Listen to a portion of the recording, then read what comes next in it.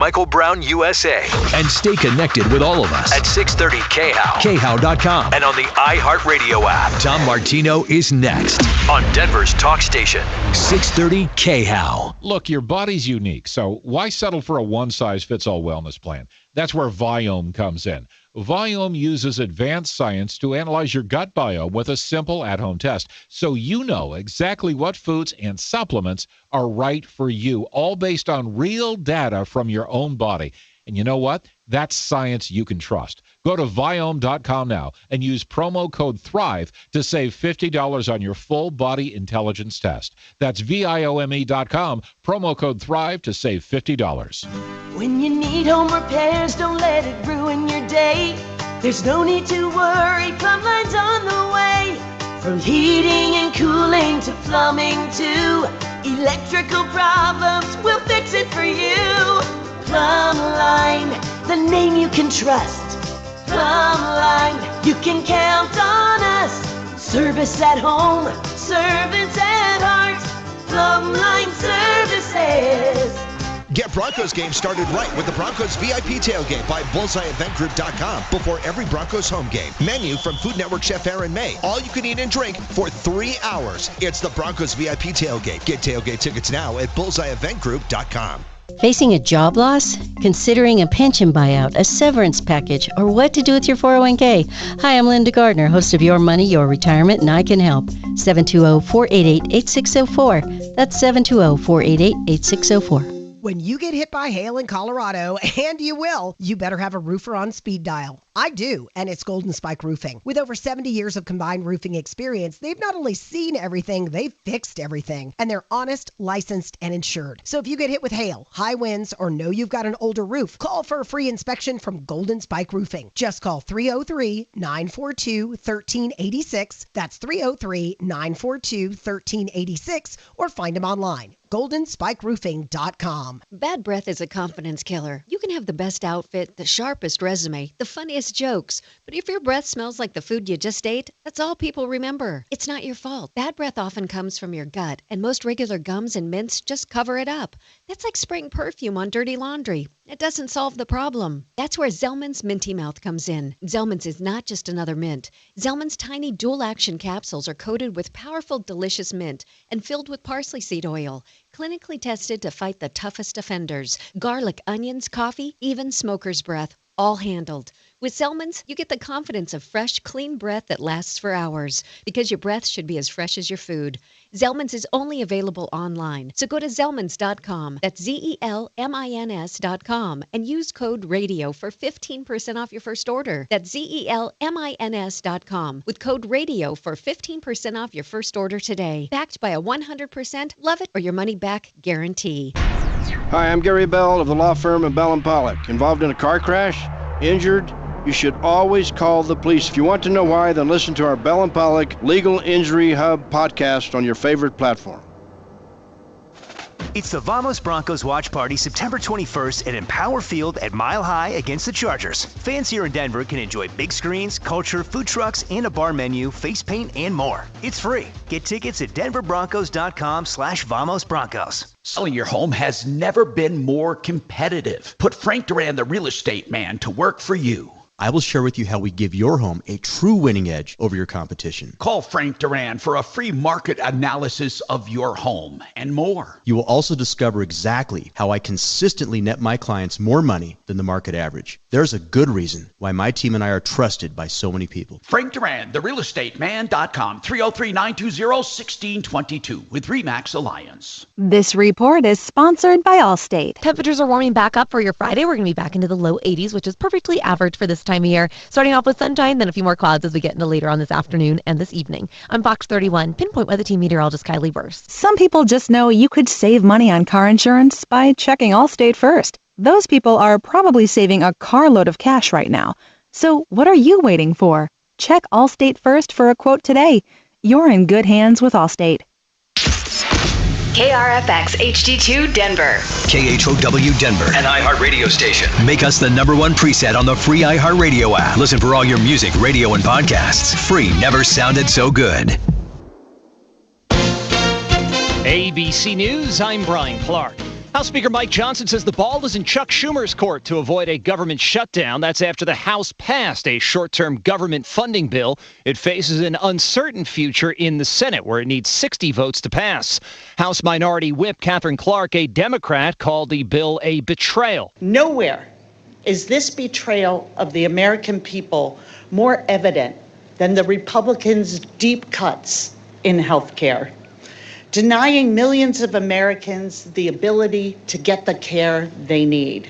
Government funding runs out September 30th. On Capitol Hill, former Secretary of Labor Alexander Acosta is being deposed behind closed doors over a plea deal he negotiated with Jeffrey Epstein while he was a U.S. attorney in 2008.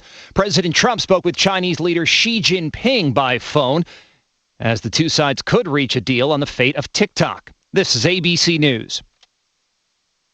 The president of the nation's largest public universities resigned over how he handled complaints against a professor. In a video posted online, a Texas A&M student confronts an English professor about gender content in a children's literature course.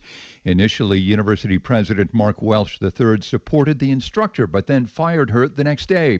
Welsh's hesitancy infuriated the state's conservative leadership, including Lieutenant Governor Dan Patrick. Overnight, Welsh announced that today would be his last day on the job. Jim Ryan, ABC News, Dallas. Tomorrow in Minneapolis, it's the 40th anniversary edition of Farm Aid, the concert to benefit farmers. The original organizers, Willie Nelson, Neil Young, and John Mellencamp, will all be taking part. And in Tokyo today, American Noah Lyles won his fourth consecutive 200-meter world title. He is the first athlete since Usain Bolt to win the 200-meter title 4 years in a row. I'm Brian Clark, ABC News. Sharing has never meant as much as it does now.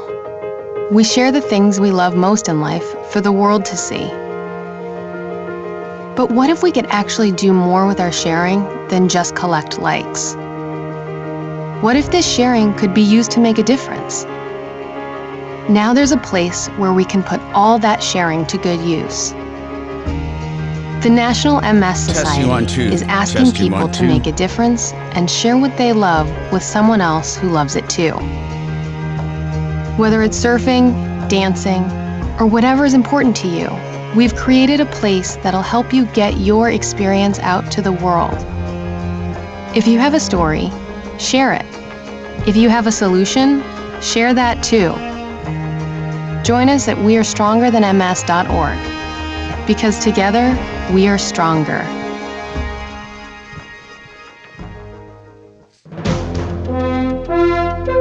KHOW News Time, 10:03. Two men who vanished during an elk hunting trip in Conejos County have been found dead. Just before the discovery, a family member said they were hoping for the best, but prepared for the worst. I feel very appreciative of the support. I think we are very realistic in what the situation is. I think we're all honestly sort of in a state of grief at the moment. The men, one from North Carolina and the other from Utah, were last heard from September 11th. Their car and gear were located at the Rio de los Pinos trailhead, prompting a massive search involving more than 170 personnel. The bodies were recovered about 2 miles from the trailhead.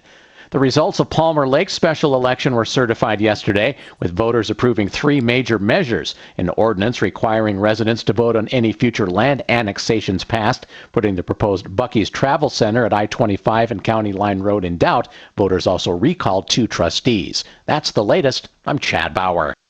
Now, Impact Traffic from the Superstar Car Wash Traffic Center. This report is sponsored by Our American Stories. Yeah, we're not doing too badly out here right now. There are a few slow spots, one construction-related on I-70 eastbound at E470, the toll highway. We've got some backups in that area with delays. Pena's running slightly heavy coming out of the airport. 270's bogged down a little bit out of Commerce City, mainly through Vasquez. West side of I-70 west between Wadsworth and Kipling, we're jamming a little bit. 925 as you're coming south into downtown through Spear is also a little on the heavy side. With traffic, I'm Jonathan Steele.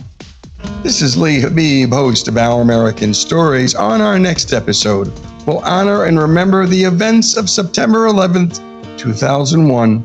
You won't want to miss the next episode of Our American Stories.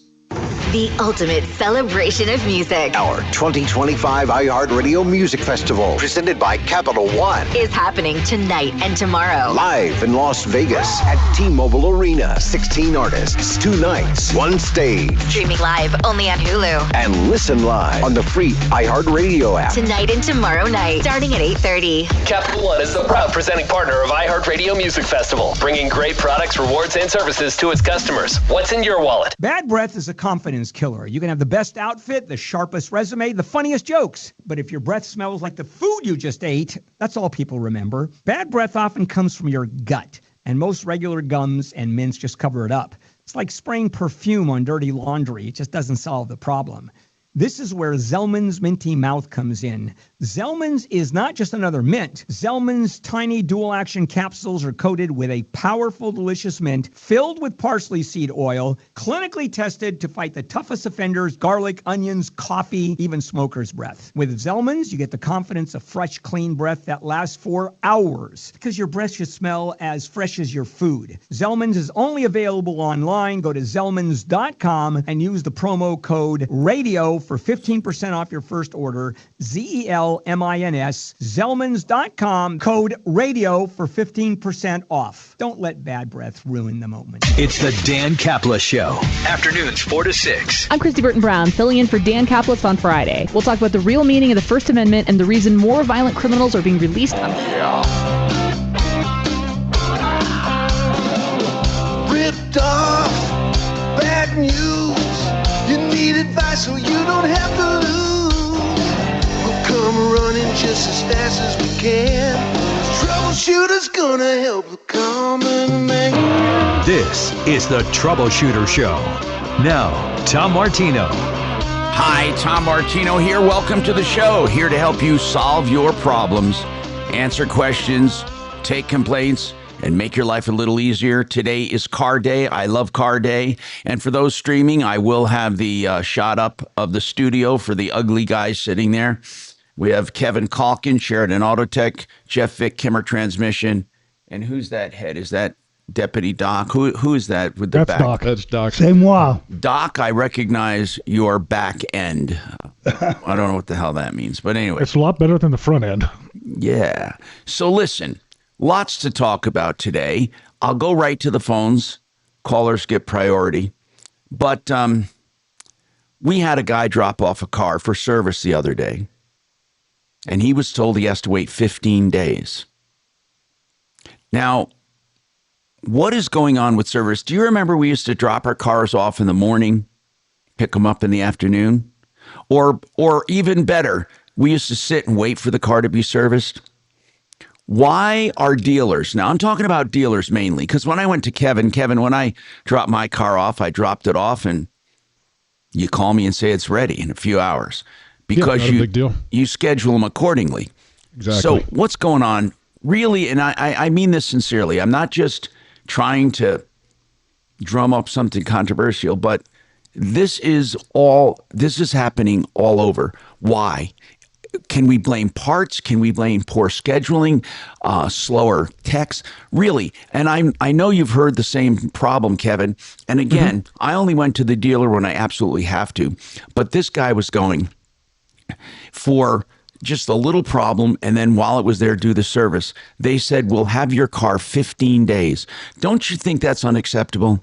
Unless there's some back order on parts, it's ridiculous. Yes. And I think what they ought to do is order the parts. Yeah, and then bring them in. But people, here's what they tell me, or here's what they were told. We won't do that because people often cancel. And I said, well, did you offer to pay for the parts? They said, yes. But they wouldn't even do that because they said you can contest it on a credit card. And still, if we don't put those parts in, we'd have to give you a refund. I don't know. I'm just baffled by it. That doesn't happen that often, but we do ask for money in advance for advance appointments when we have to order parts. We do too. Well, yeah. Well, there's nothing wrong with that. Sure. But these dealers wouldn't do it. They wouldn't take the person's money ahead of time and order the parts. They say, no, we like to get the car in here and make sure we know what we need, and then we will. You see, that's what they say. We're not going to order parts because we don't know what you need until you come in here. And when you come in here, we take the car apart. We don't want to put it back together. So basically, they just want the car for an extended period of time. I want to know if people have run across this or the best service experiences they've had. But Matthew, right now, he bought a car. And Matthew, did you buy this car yesterday? Am I reading this correctly? Yes, sir. We went down yesterday at 9 a.m. What kind of car? Tell me about the car purchase. What is the car? It is a 2017 GMC Canyon. GMC what? Canyon. Okay. Now, I'm going to ask the same question I ask everyone. What's the problem? So, she drove the car to work. She worked, and then as she was coming home, she noticed the car was smoking. She brought it to me. I noticed the car was smoking, so we immediately. What can I ask this? And again, I'm going to just say this because, God, it just is ridiculous to ask this over and over. But Matthew, before you bought this 2017 GMC Canyon, did you take it somewhere to have it checked out? No, sir. I just left my mechanic's building. No, but Matthew, why didn't you have the car checked out before you bought it? That is my simple question. Honestly, we figured it's a reputable place. They do an inspection on the cars. When they sell a car, why would you sell a car that's smoking? Well, Matthew, that now you're going to learn why. Because they can. Yes, sir. Now, I am not insinuating that dealers will purposely sell defective cars, but I am telling you straight up that first, they can't catch everything. Second, they might be a little dishonest. And this is for those listening. It's too late for you, Matthew. Never buy a car. Never, ever, ever, ever buy a car without having it checked out first, unless it's new. Now, on a used car, even if you get it checked out, it's not 100% a sure thing. Kevin, you do a used car checkout. And Matthew, hang on, because that doesn't mean we don't want to help you. I just want to give a warning to people. And I swear to God, I should start the show every day saying, and by the way, if you're buying a used car, get it checked out first. Kevin, yep. If you look at the percentage of people that do pre-buy inspections, what percent do you find serious problems? Serious problems, probably 25% of the time, 25, 30%. And then how about minor problems? Another thing is just minor leaks, different things, brakes, it just, and it gives people ammunition to go back and negotiate. They'll buy the car if they do the brakes, tires, right. This kind of thing. So Matthew's wife is driving home and it's smoking. By the way, did you go on a test drive, Matthew, where the smoke would have shown up? Yes, we did. We actually went on the highway and nothing popped up until last night. Okay, so so you're taking it home, it's smoking. Continue your story, Matthew. So I had her email Jordan, which is the manager of the shop. And what is the dealer? Who is the dealer? Victory Motors. Victory, okay. Now, I do want to say this. We went down to my mechanic. He did take a look at it. He did say that there is a slight oil leak dripping on the manifold, which is causing the smoke. We emailed Jordan this morning to let him know that we're at 94 miles because we currently live in Lakewood. Victory is in Thornton, Colorado. And Jordan did email us back this morning and said, bring the car in. We're going to look at it. So everything might be okay. They might be, taking responsibility. They might fix it. I wanted a paper trail, and I wanted to know what my options are when I go into the dealership. All right. Let me. I'm going to give you the black and white first, and then we'll work backwards.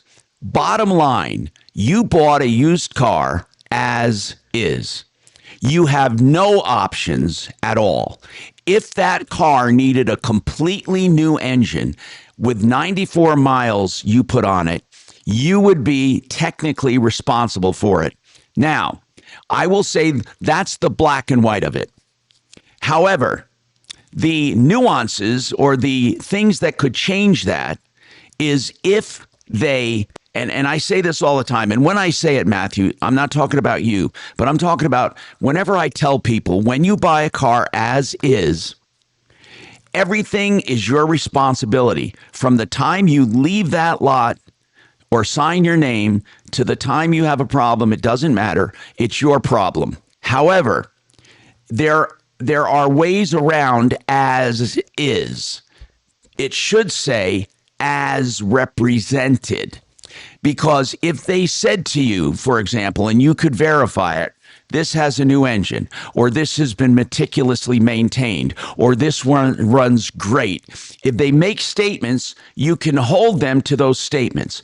So here's what I say. As is as is, unless they lied to you, cheated, or in another way ripped you off. So what we have to do is just hope that they take full responsibility. But you asked me, and I'm telling you this before you get in there, their responsibility is nothing.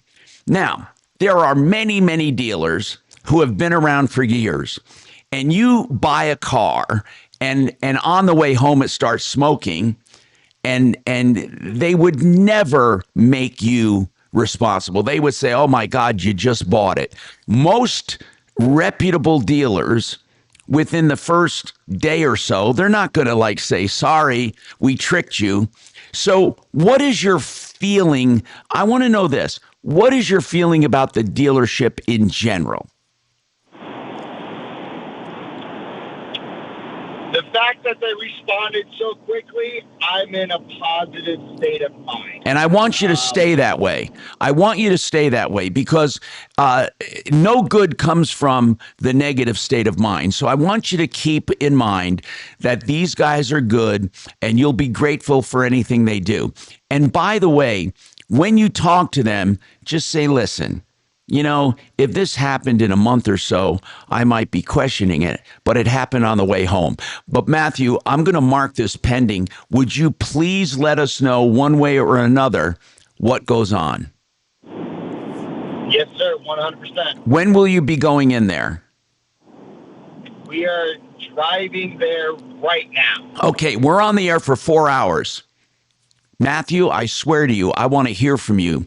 And again, don't hold us up as a threat or anything, but I want you to know that I am with you on this. If it started smoking on the way home, in my opinion, it's probably something they knew about. But don't go in there and start telling them that. So hang on. Let us know what's going on. We will wait for your call. We have more coming up, okay? This was Matthew. Wendy wants to talk about a contractor. Kevin wants to talk about an oil leak and a warranty. And Katie has a question about imports. So all of that's coming up on the Troubleshooter Show. Stick around for more.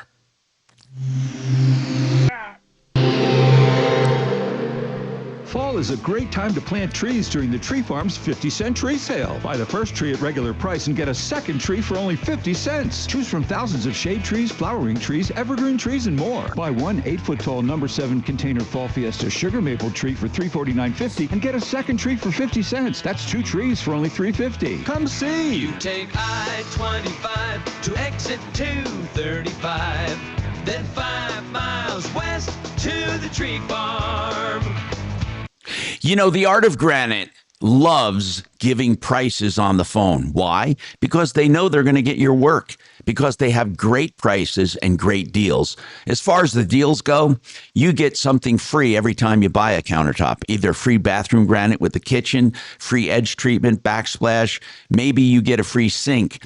You call them for the incentive, call them for the price, natural stone or man-made material. They do it all. theartofgranite.com. And I'm going to give you that number, 303-386-5919. They will give you a price on the phone, 303-386-5919.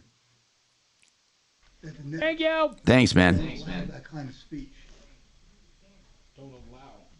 Well, they cancel them for it, basically. Well, yeah, but behind the scenes, they've been talking to him for 2 or 3 days, saying you need to tone this rhetoric down. Side effects, because I have to take 3 different ones. Yeah. And 2, it's not. And kind of. Let me get my as camera a private up. company, if you say something that I don't like, I have the right to get rid of you. I don't, no, I've said that all along. So I don't think he was censored for Oh, what yeah. he said. I think he was censored because he refused to work with you. Well, and that's different. But no, I agree that they have the right to do it. I just don't think they should exercise that right. That's all. If you had go out and you do this. Hey, Jeff. We are no longer going to work with you. And he's like, yeah, well, fuck you. Well, what are you supposed to do? If you had somebody in your office, in your practice, okay, that was yeah, because of their ethnicity or because of their politics or whatever, and they were verbal about it, would you have that employee still working for you? It depends on what they said. Probably not. But you're right. I mean, I think companies have the right to do it. I'm just saying it's really too bad that people aren't allowed to exercise it. They are allowed. Without any consequence? No. Okay. I can't hear you. Can you hear me? Tom? Oh, what's up? You there? Check, Hello? check. I got nothing. I'm here. Are you What kid? I'm here. I wonder if it's a bad thingy. I don't know what the hell you're There he talking is. I about. got What's you the now. bad Well, I'm not thing? talking to you, Tom. Hey, shut up. I'll come Can you hear over. me now, I'll come Jeff? over there. I'll come over there. Yeah, that'll help a lot. I can hear you now, Tom. Yeah, we'll see if we can get a gurney over to your address, get you over here. That'd be great. I'm a sick man. Dude, you've been sick for 30 years, and I don't mean physically. Uh-oh. Yeah. Jeff, can you hear Tom now? I can hear Tom now. I'm so sorry. I can hear you Okay. now. Yeah, I can hear His you. volume was down. Doesn't mean I want to hear you. Oh my God, you're talking to Jeff. You were asking for. What were I you know. asking I was for? I was saying I like his discussion, and a lot of people are talking about it. They really are, and I just have thoughts on this, and I think people are such assholes when it comes to, in general, slaying their own dragon. Mm-hmm. That's quite a euphemism for it. But I did bring in your green chili, Tom. So Kelly's. Oh shit! Really good. Yep. So well, no, Doc's already eaten it. Well, he's going to have to take a hammer or a chisel because it's frozen. Okay, I'm going to just put this down as a topic when I talk to you guys. I just want to Tom, remind myself. Yes, sir. I can drop it off. I passed by the club on my way home. So if you want me to drop it off after the show, I'll be happy to do it. Okay, I have to run in for radiation, but man. All right, so we'll put in the in the fridge till Monday. Yeah, or if you're going to be at the club, what time will you be there? Do you know? Well, it'll be probably 2:15 right after the show. Oh, okay. So it is frozen now. So when you go to heat it up, sometimes it thins out after being frozen. So you might have to sprinkle some cornstarch or something in it. I saw all the emails about it. That is. I don't know how it works. Can you save money on the medical radiation by just taking the door off a microwave? I don't know. You know what? I asked them, I said, is this like a big x-ray machine? They said it's exactly what it is. And we're just, and instead of draping you with lead, like when you get an x-ray of your tooth, we're just blasting the shit out of you. Isn't that how Stan gave himself testicular cancer so he could smoke pot? Yeah. Yeah. Who? South Park. Oh, God. He wanted a medical here card. Here we go, guys. Our American Stories. I'm Tom Martino, your troubleshooter. Okay, so Wendy's got an issue with a contractor, and Let's talk, Wendy. What's going on in your life? Hello, Wendy.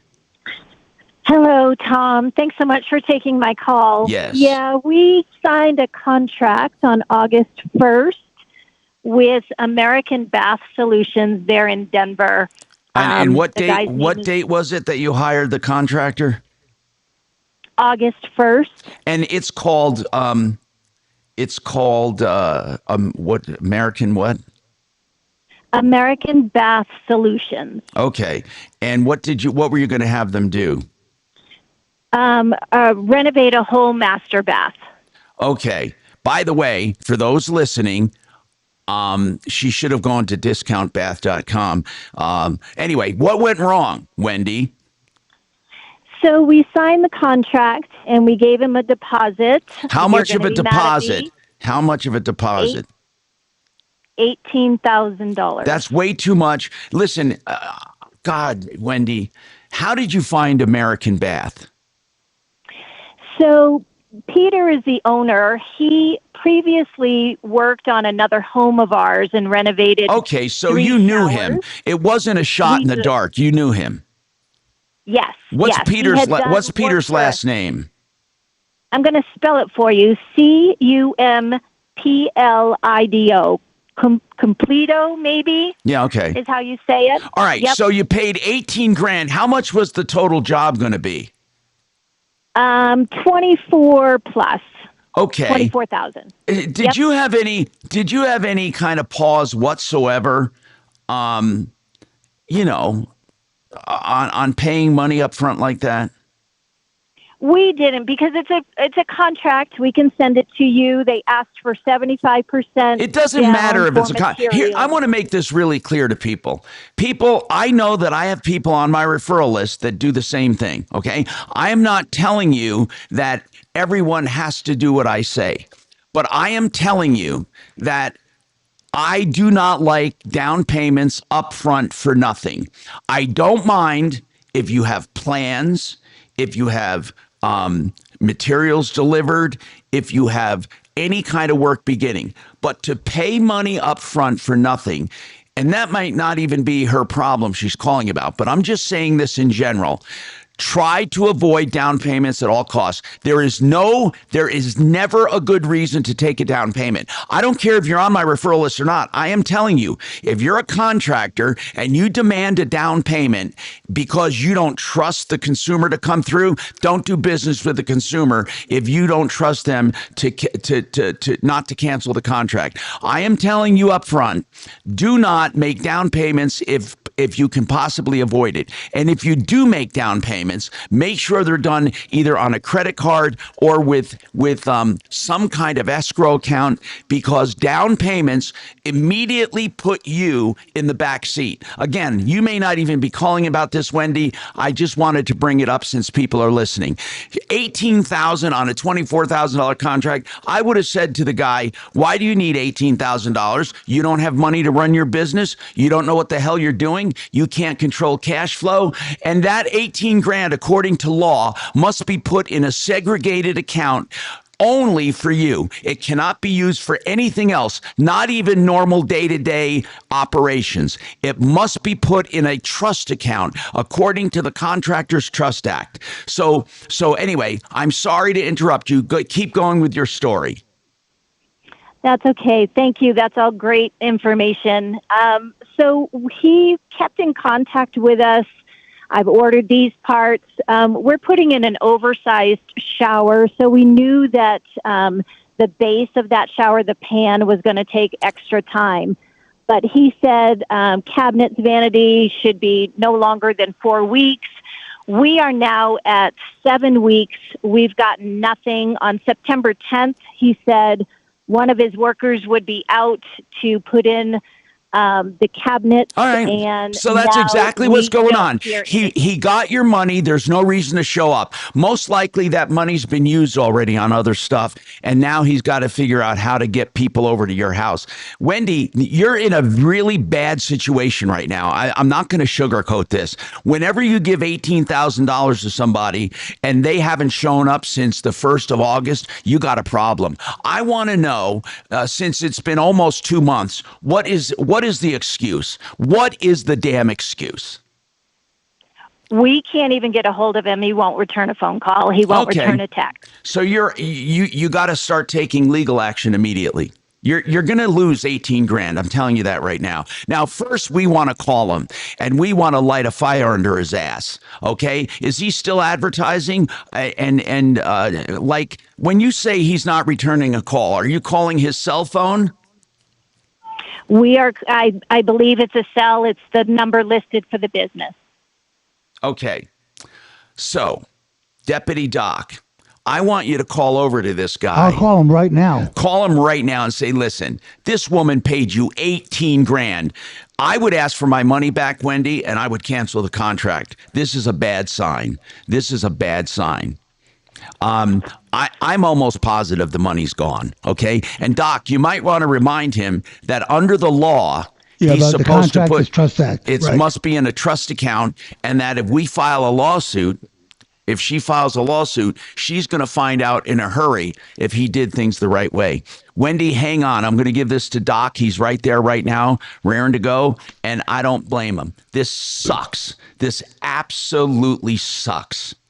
So, people, deal with good people. One Clear Choice Garage Doors would be an example of a great company. Somebody texted me and said, Tom, I couldn't believe it. I called them 9 o'clock at night. They were over there within a half hour. Why did they call 9 o'clock? Because they had the spring break. They couldn't get their cars out. They knew in the morning they'd have a problem going to work.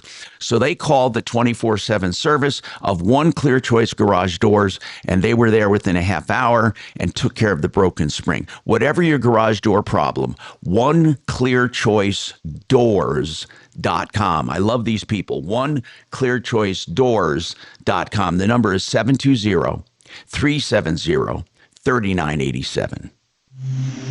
Yep. Thank you. I'll be right back. Take your time. We're out for a bit. Yeah. Good morning, Tom Martino Show. Terry Martinez. Rita Martino.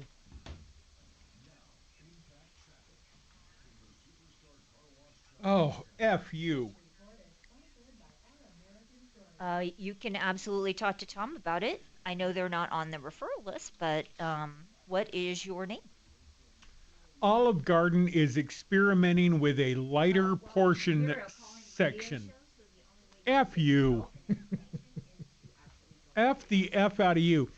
I used to only go to Olive Garden when they had unlimited pasta, you know, the refillable little... I've never been able to stand the place. You what? I can't stand Olive Garden. All right. Do you like... Well, I mean, you're ordering a pizza right now, but are you a noodle slurper like I am? Am I a noodles person? Uh-huh. Yeah, no, I like noodles. Oh, okay. So it just has to be a little bit more high rent? Yeah.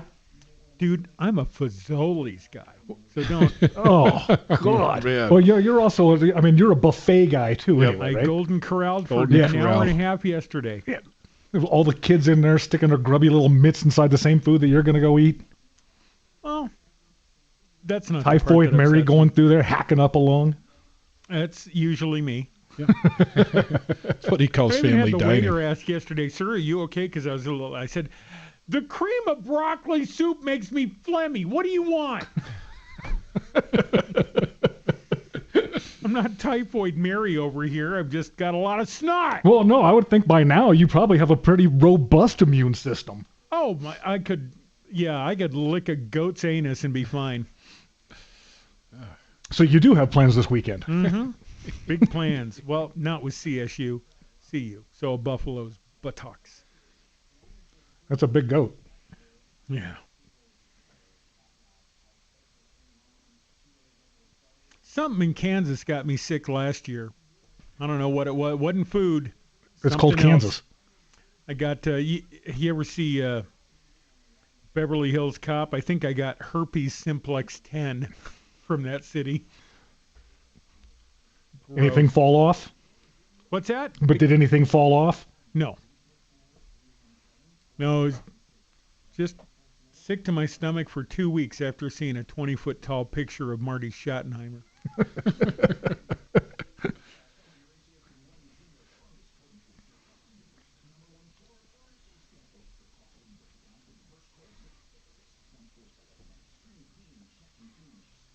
Kelly says she's feeling better.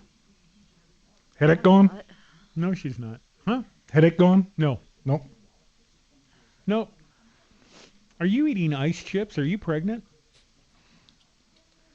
Masha. Okay. Just give her a good swift kick in the knees. See how her head feels. Yeah, we can move that pain down a few feet. Okay. What are the morons saying today? What are my morons saying?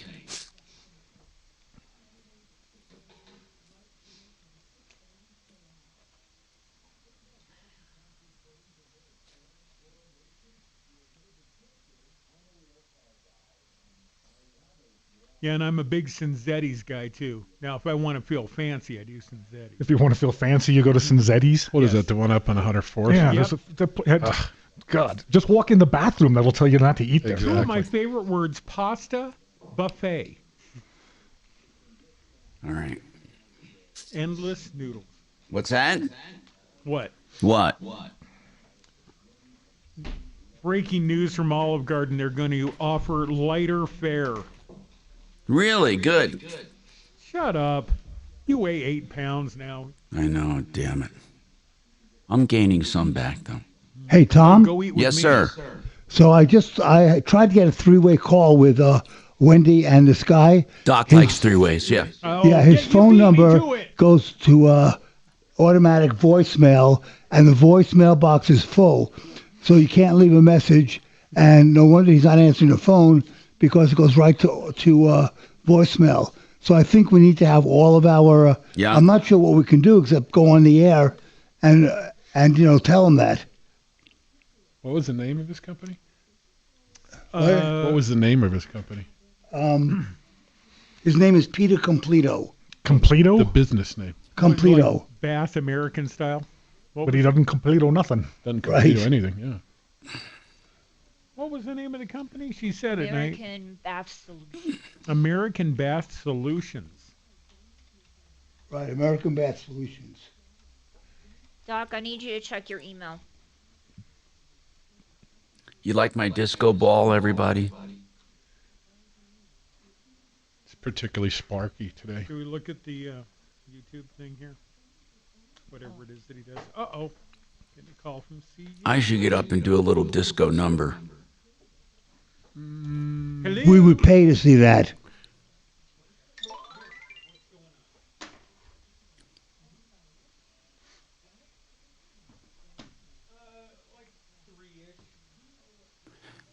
Mm-hmm. Mm-hmm.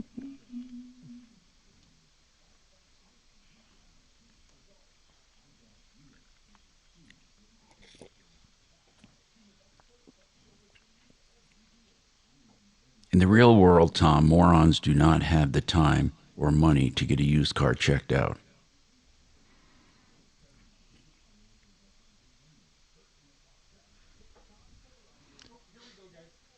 .com. I'm Tom Martino here. Welcome to the show. Man, I am so pissed off when we start off a show with someone losing all of that money. It's terrible. And I'm sure it's lost. Deputy Doc, what's happening? Sir. What's going on, Deputy Doc? Tell me what's happening. You tried to call this guy? I called his work number, and we got the voicemail saying that he can't take any, he's not available right now, but his mailbox is full, and you cannot leave a message. You know, here's what I think. I think the guy is a clown. He's probably a liar and a cheater and a ripoff. I think he ran off with $18,000. Yeah, of course. Probably took money from other people as well. Yeah, I was going to say, he's not the only one. Yeah, I mean, gosh. How many times? See, if she didn't make a down payment, we wouldn't be having this discussion because the son of a bitch couldn't have taken off and not called her because he wants her money. And I am tired of these liar and cheater ripoff contractors. And I'm telling you people, I would never put a down payment down for nothing with a contractor ever. I don't care who they are. I don't care who they are because things unforeseen can happen and your money is gone. This guy, in my opinion, should be in jail. Hey, Tom. Yes, sir. His address is 5019 Andes, Andes, Andes Way. Is there somebody in the audience who can go drive past that? Yeah, well, what part of town is it in? I don't know. I've never heard of that street. Andes? It's Andes, like the mountains. Oh, okay. What's the address? I'm going to Google it right now. 5019. 5019. 501. Andes Way. Andes. Oh, I see. It came right up here on my. Hold on. It's in Peru, one of them. But yeah. Give me that number again, Doc. 5019. 5019 Andes. Okay. Yeah, I found one in Peru, but I doubt that's the one we're talking about. I think he's out Andes by Way. Green Valley Ranch. Yeah, that's what it looks like. Right near Green Valley Ranch. Tower Road and Green Valley Boulevard, Ranch Boulevard. If there's anybody up north there, I know Talib's It's up not there. up north. It's out east. If it's Wait, no. If it's by Tower That's Road. not. No, Tower is east, but it's also north. Yeah, but it's north north of South Andes I-70. Way or there's Andes Way, one of the two. Yeah. Is it south, Doc? Doc. Anyway, somebody get the. We have a defibrillator over on the wall for him. 303-713-TALK. 713-8255. Kevin's got an oil leak. Let's talk about it. 2019 Duramax. Is the Duramax a good truck, guys? Yes, very durable. Yeah, it is. Durable Duramax. Okay, Kevin. Talk to us, Kevin. What's going on? How you guys doing? Hey, man, we're doing good. It's car day. We love car day. All right, so I got my truck in a GMC dealership right now for warranty work that they had done. The rear main seal was leaking and a check engine light. Hold on. So hold on. That's what they worked on that already. That's why you took it in originally. Yeah, it's a year ago. Oh, and then what happened this year? Did you have to bring it back for the same thing? Yep, I noticed the rear main was leaking, so I took it in, and they said, "Yep, it's leaking. We will fix it under our warranty." Okay, so it's not the factory warranty we're talking about now. Obviously, we're talking about work that was done at this place last year. Correct. Okay, Correct. go ahead, and it started So they- leaking again. Yep. So they said, "Yeah, we can fix it under our warranty." I was like, "Fine." They tear it apart, and they're like, "Oh, there's a plate in there in between the transmission and bell housing that's got a crack on it. We're going to try to get extended warranty to pay for that." They declined it.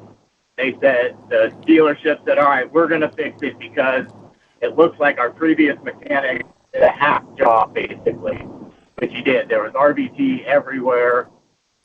So they fixed it. They're like, "Your truck should be done today." "Oh, no, your TCM just failed. It's $1,200 or whatever the price was." I paid it. "All right, you're good to go. Pick it up on a Thursday. I bring it back on Tuesday. It's leaking coolant." "Oh, we'll get that fixed." Pick it back up 2 days later, which was yesterday. Walk out to the parking lot. Pouring coolant out again, still. I don't know what to do. They finally gave me a loaner today. They've had it total since the 25th of last month. Okay, so let me make sure I get this straight.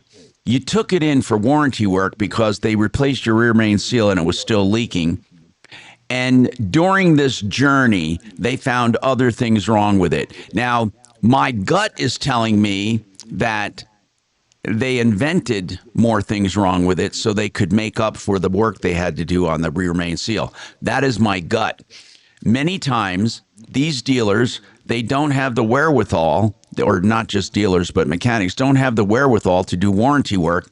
So while it's in there for warranty, they find other things not under warranty. Kevin, am I lying or am I dying? Jeff, what do you guys think? That is a little scam going. I yes. feel the same way. Yep. I feel like so when it started leaking and you took it back, what other additional work other than the rear main seal did they say was wrong? There was a check engine light, which was the DEF system. I declined that. I understand, but what are they saying is wrong with your truck? They're obviously acknowledging the rear main seal, but what else are they saying? Yep. TCM went bad, which I paid for. That was $900 and some. And now my truck should be good to go. I go get in it, leave on it with Thursday until Tuesday, and it's leaking coolant from something they worked on. They're like, okay, we'll fix that. Guys, with the rear main seal, would that be coolant, or did it overheat? Does he have a head problem? Well, what's going on? You got to pull the engine out to get to the rear main seal, or the transmission, or the transmission, either one. So there's other components that would have had to be removed. It sounds like sloppy work. So what do they say they're going to do for you right now? Well, right now, last night I left. He's like, we'll get it fixed. There's the rental car again I've had for 2 days. I just don't know. I'm like, and I think. Well, there's not much you can. There's not much you can do right now. I mean, you're without a truck, and it's there. What I would tell them is this: you want all old parts, and you want to make sure your truck is not worse off than when you took it to them. You want it fixed. You want it fixed correctly, and you want to make sure that, I mean, what else can he do? Guys, what else can he do? If he takes it out of there now, all bets are off. They're willing to fix the rear main seal again, right? Yes, and the oil leak. Well, they've already done the rear main seal. Yeah, okay. Yeah. They did the rear main seal. So now it was leaking. Okay, guys, this is what I'm asking. They had to take the engine out to get to the rear main seal. When they put the engine back, what would make coolant leak? And where is coolant leaking? Onto the floor or into the oil? It's leaking on the driver's side back part of the motor right by the bell housing, which there was a gasket. They said when you pull the tranny, you have to replace it. And they said they'll fix it, but it's been 25 days, and I'm like, I don't even think it's going to be done right. I sent them that message today. Well, they didn't do the rear main right a year ago, so I mean, it seems like the same quality. Correct. Yeah, that's concerning. You may, one more shot, you may need to get it out of their warranty or not. Take it to a different dealer. All right. I think we need to have somebody call over there and investigate. Really, we should have somebody call over there. They discovered, is the computer the only problem they discovered in addition to your leak? Yeah. Okay. Correct. Okay. We've got Deputy Bo here. I think, I'm glad Bo is there. Bo is one of our smarter ones. He's on call. No offense, Doc. Home, but he's no on call. offense, Doc. Okay, I'll tell you what. Let's give this to Deputy Bo to call over. I mean, this guy deserves an explanation. And he deserves, this is, again, guys, another example of this 20 and 30 days. I mean, people are waiting extraordinary amount of time to get their cars back. Coming up, we'll talk to Katie on a question on car service for imports, and then a question on oil changes from JR. We got more right after this. 303-713-TALK, 713-8255. Frank Duran, the real estate man, free market valuations of your home. So if you want to know, hey, what's going on in this market and what will my house sell for? Frank will do it. He'll do an evaluation free of charge, very detailed. No obligation. Frank Duran, therealestateman.com. Yep. Man, this sucks. God damn it. Are people getting ripped or what today? This report is sponsored by Taking a Walk Podcast. City traffic's in pretty good shape. We've got one accident being reported anyway, southbound 25 approaching I-70. There's some slowing. I'm not seeing a real big delay related to it. Into downtown's kind of sluggish. And coming up from the tech center, let's call it 225, heading up towards Colorado. Little on the heavy side, as well as Pena out of the airport. All the way down south for motorists that may be heading to the Springs. We've got a crash southbound at Greenland. This is south of Larkspur. 2 left lanes blocked and about a 3-mile backup. With traffic, I'm Jonathan Steele.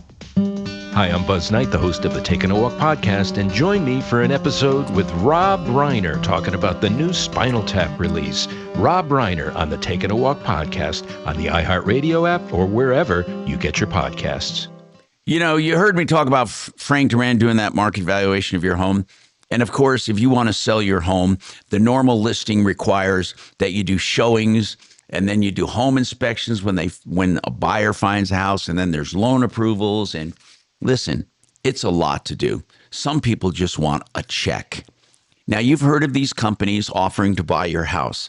I'm proposing to you one that I've been dealing with for more than 10 years. Homevestors. If you want to try them out, give them a call. You have nothing to lose but a phone call. If you want to check, if you just don't want to go through any of the other hassles, call them. 800-44-BUYER. You can always say no, but it may be the offer you want. 800-44-BUYER. 800-44-BUYER. Fabulous. All right.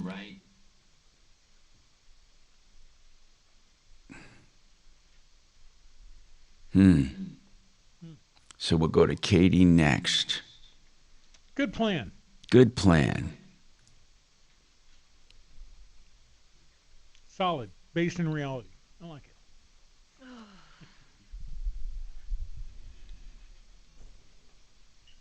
it. Sorry if that was loud, Kelly. I know you're in a lot of pain.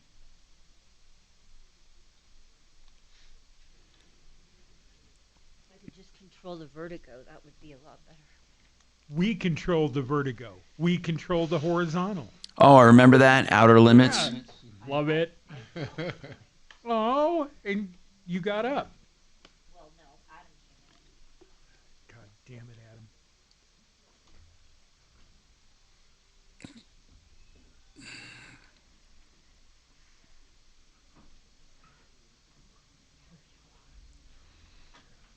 Thank you, darling.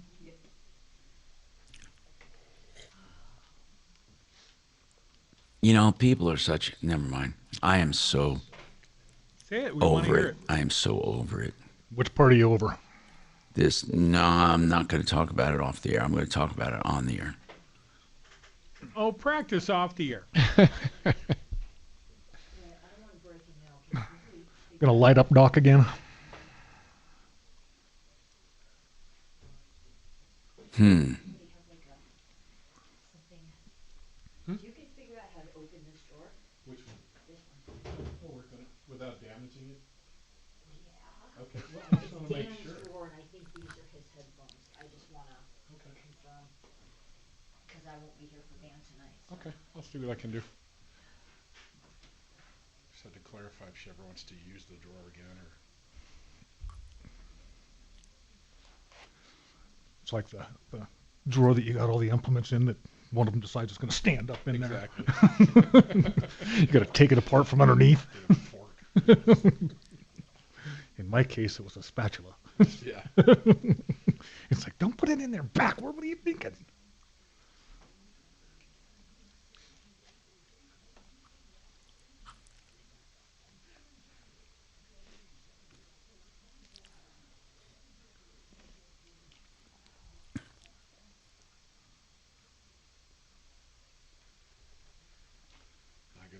Girlfriend last night. She thinks the garbage disposal is like anything that fits works. It's just like, good God. So of course the drain got plugged up last night. Of course. Trying to make my head look like Hurtworth. I was wondering if you'd hear that. That's all. That's all. I was just testing. Collared ham soup. She thought it was too spicy. Can you just give me a break today? Yeah. Yeah. Yeah, come on now. I'll freeze it. Yeah. I'll eat it.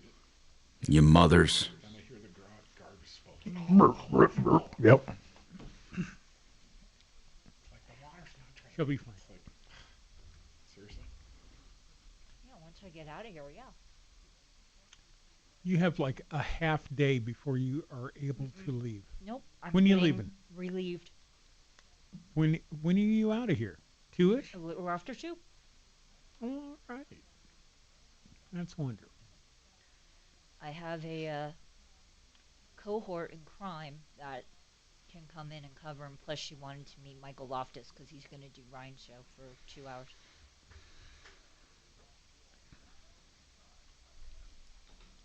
You know who he is, right? Who? We used to have a board op here named Michael Loftus, So but he's different guy. a comedian. Yep. But he does the Gutfeld show probably, I would say, twice or 3 times a month. Mm-hmm. What's his name? Michael Loftus. Oh, crap. Coming back. I'm Tom Martino, your troubleshooter. Compass Insurance Group will do free insurance comparisons, what you have and what's out there on the market, and they'll give you an unbiased opinion as to whether you got a good deal or can do better. And that's 303-996-9000, 996-9000. All right, Katie, what's going on with your car? What kind of car do you have, or what kind of question do you have, Katie? Oh, okay. Thanks for taking my call, Tom. I have a 21 E350 Mercedes I bought new from Mercedes-Benz of Denver. And no problems. I love the car. I love the dealership. And there's no issue. However, as you well know, taking it back to the dealership for routine maintenance. Oh, it's terrible. They rip your face off. Terrible. I've always bought new cars, and I've always taken them back to the dealership for those maintenance issues, even, oil changes. But, it's just so expensive. I listen, I have to tell you, you never get out of a dealer for less than $900. Oh, even an oil change is totally out, and tire rotations and that kind of thing. I heard you mention that you drive a BMW, right? And you no longer take your BMW to the dealership. That's right. For, like the 30,000, the 40,000. Yeah, that's right. You don't have to do that. You don't have to do that. I take mine over to Kevin Kalk and Sheridan Autotech. And do you know my last now listen, I have never had a service, and I'm telling you this. I have never had a service less than $1,200, and it's usually more. Never. Not one service ever. And I took it over to Kevin, and it was less than $400. And oh my God! And I Tommy, talked you even called us because you thought we didn't do it. That's like, right. How can you do I it called. For that? Yeah. And I talked to the guy, and I said, "This is a 30,000 mile service." And he says, "Really, what it is a 30,000 mile check on what you need for service." He said, "What dealers do is they just put down 30,000 mile service, and they delineate each and every item they check, and then they put a price next to it." And it comes out that car I checked, it would have been $1,600 for my 30,000 mile check. It's $1,600. Why? I have no idea. I have no idea. So, Katie, you have Kevin. Do you guys work on Mercedes? Oh, of course. Yeah, it's a beautiful car too. I like that car. Yeah, the E350. Oh, thank you. SheridanAutotech.com. Okay, look them up, or just you can give them a call. They're there for you. They're good people, and I take mine there. It's 303-455-7242. More coming up. Thank you. Number. Yeah. Got it. BMW's 12 quarts of 0W30 and a $50 filter. Just. Mm-hmm. Hey, Katie, I'm going to give you the number for What? Sheridan $1,600. I don't use it a lot. Right.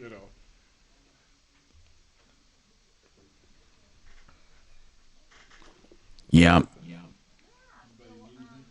I'm good, thanks.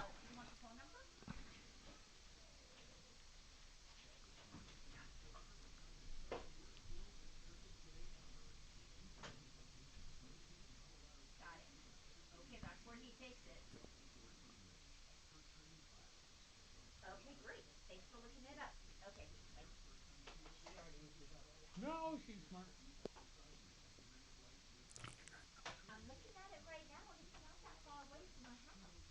Fabulous. All right. Be right back.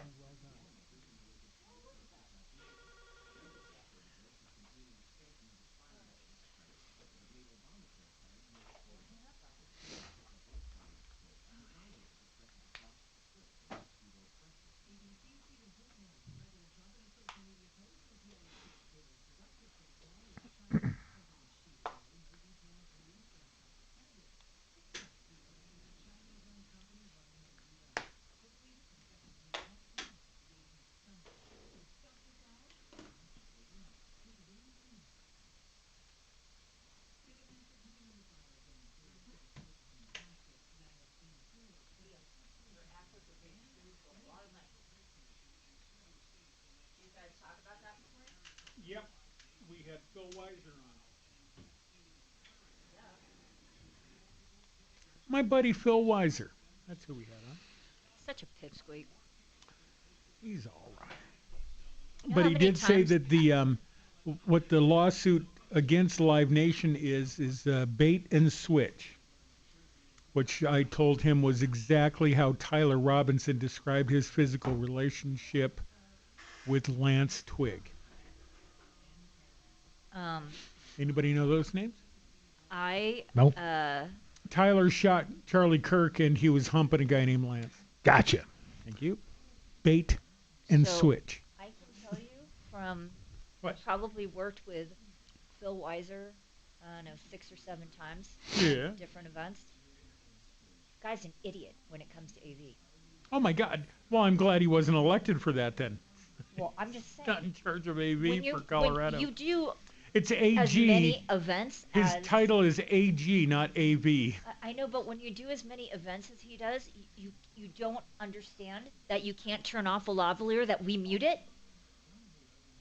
I mean, give me a break. Oh wow. So every time he would go up and he'd start talking, and I'm like, what'd you do? So then one of our A2s would have to run up, and we just started being smart and just putting handheld on the podium, and just keeping that on and locking it, because you can lock those, you can't lock lavs. So we just basically, and I'm telling you, 5 out of the 7 times he spoke, unless he spoke at a podium, he always had to pick up the handheld because he's stupid. I understand. Yeah. So that's just a little inside baseball for you. I see that. Yeah. He's not as dumb as others I've worked with. Some of All the right. other Praise. Anchors, for sure. All right. What? I'm going to hang some baffling from my ceiling. You didn't have to add baffling from your ceiling. I'm going to take I got to get rid of a little bit of an echo I have. Get a smaller house. Yeah, it is a big room, but I got to figure out where it's bouncing. Almost anything hard. Hopefully it's not the disco ball. I love my disco ball, baby. Why don't you just get some egg crate? My what? What? Like he wants it to not look tacky. He's not going to dumpster dive at a restaurant. Well, the best for thing egg to do crate. to muffle sound is egg crate. No, I know. Do you see in the back, the wall? I have that on the walls in the back, but I don't think that's where. I think I have too much room in front of me. I need to put up some sheets of Or hang. It's coming off the ceiling, I'm sure. I don't. I bought one of those balls that reduce echo on the mic, but it was so big, it literally was a foot big, a foot. Yep, and it blocked your camera view. Yeah, and then people have to see my face, so I figure they should see my face. Okay. Do they make smaller echo chambers though? I mean, anti-echo chambers. Lower the cone of silence. Maxwell Smart. Would you believe? I'm going to ask my boyfriend. Yeah.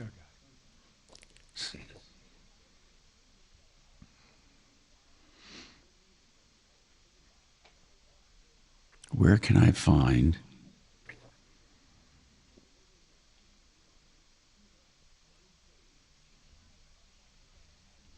What do they call them? A mic? Sock? Okay.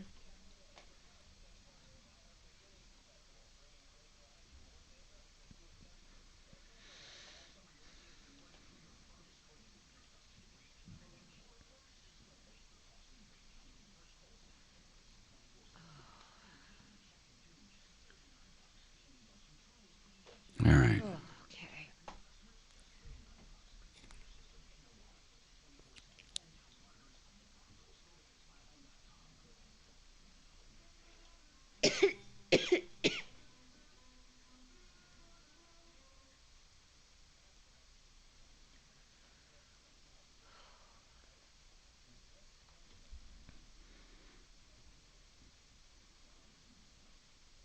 Yeah, this shit they're showing me, these mic things they're showing me would be ridiculous.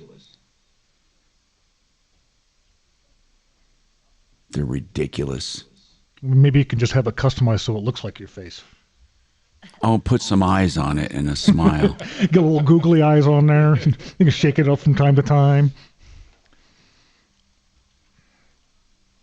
Ripped off, bad news. You need advice so you don't have to lose. We'll come running just as fast as we can. Troubleshooter's gonna help the common man. This is the Troubleshooter Show. Now, Tom Martino. Hey, I'm Tom Martino. Welcome to the show. Here to help you solve problems, answer questions, take complaints. We're going to make your life a little easier if we can, as I've been saying for 45 years here in Denver, 50 years altogether. I'm an old frickin' fart. I'm an old fart. And JR wants to talk about oil changes. Today's car day. Now, listen, we'll talk about anything you want, but we will talk about cars if you want to. This hour brought to you by waterpros.net. I just can't say enough about them, okay? If you're going to eat organically and you're going to eat like healthy and you're going to do supplements, don't put crap water in your body. Water Pros can purify your water, and they do it for $1,200 at the kitchen sink, reverse osmosis. You will never buy bottled water again, and you'll never find a better system for lower money. Waterpros.net. Okay, so JR, what's going on? Hey, Tom, I wanted to ask your pro today. Go ahead. I wanted to ask your pro about AMSOIL. AMSOIL. Okay, can I tell you about my experience with AMSOIL? You know, first of all, experience is hard because, how do you, if you put me in 5 cars with 5 different motor oils, I couldn't tell you which one was which. I don't think anybody could. But as far as the product goes and the research I did on it, I love AMSOIL. But okay, good. AMSOIL, I'm going to let my experts talk, but AMSOIL came out at a time when there was no other synthetic oil. So they were somewhat of an anomaly and they stood out.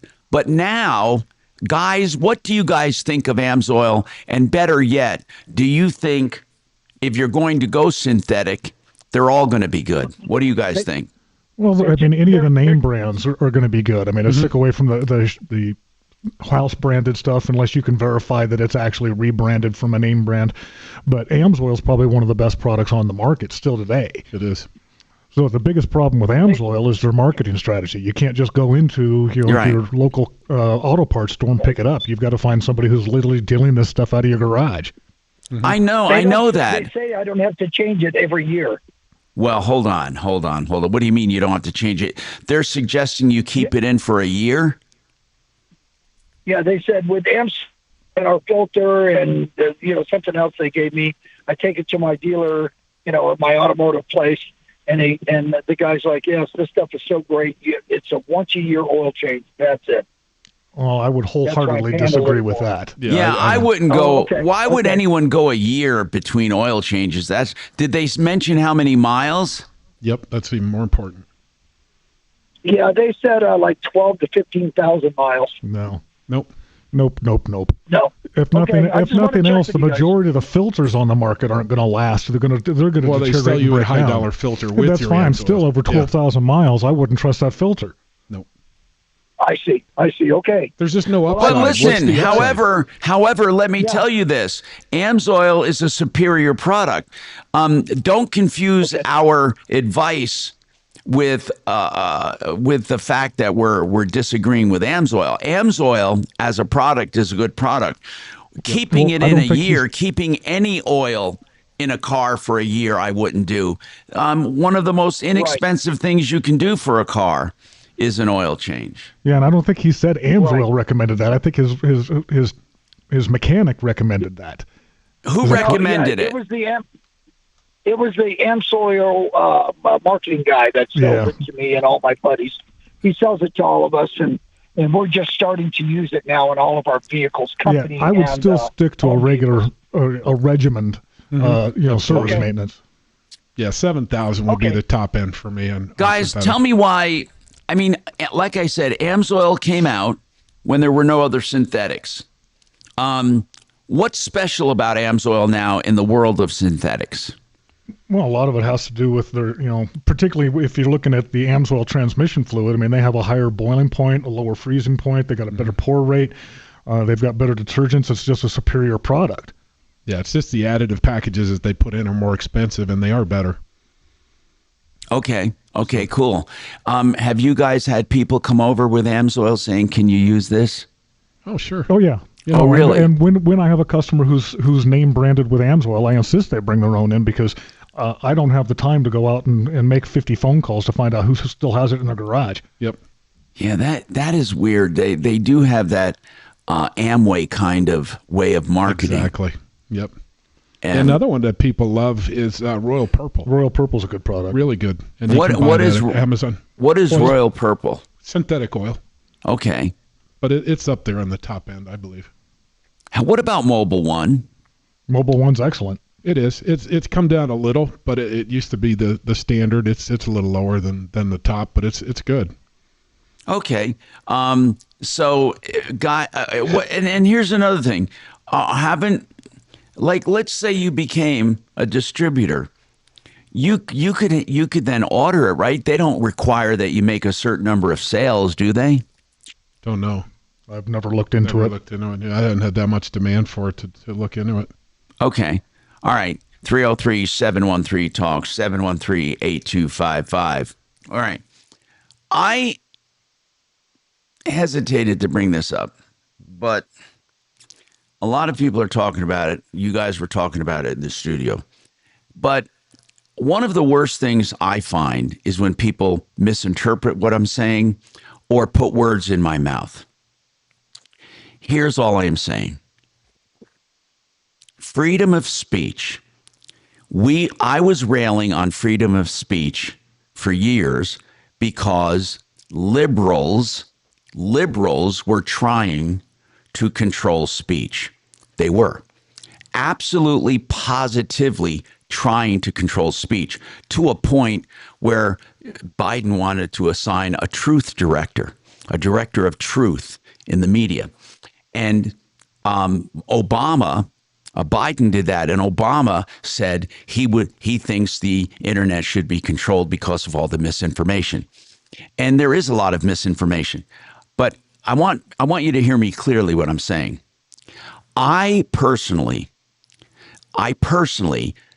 want unabridged freedom of speech. Now, again, I want to go back. They shouldn't yell fire in a theater. But if people spout hate and violence and disgusting thoughts, I would rather I know where people stand, because I believe if somebody was hateful and disgusting and vile in their speech, then what you would have are people tuning them out.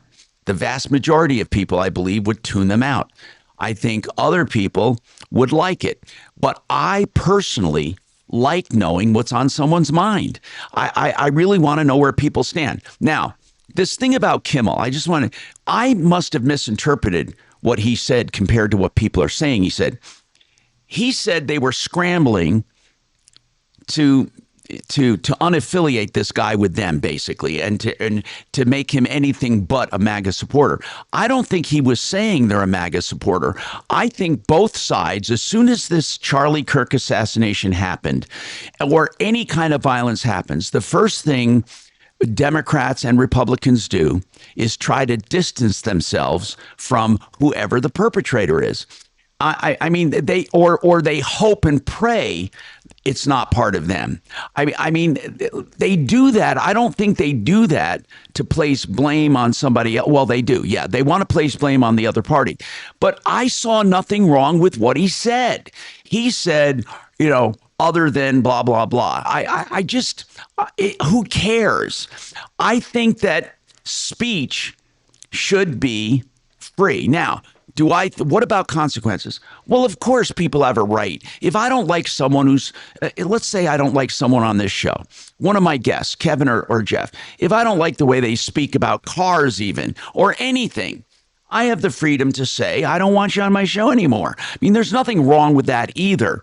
But if it's solely based on what they said, I think it can be dangerous.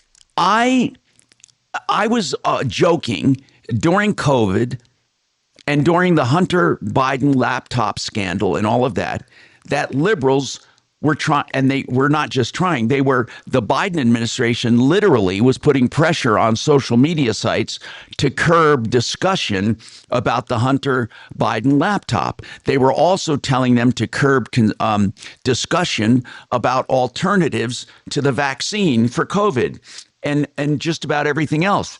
And we were all just mortified that Biden and fellow progressives were trying to control speech.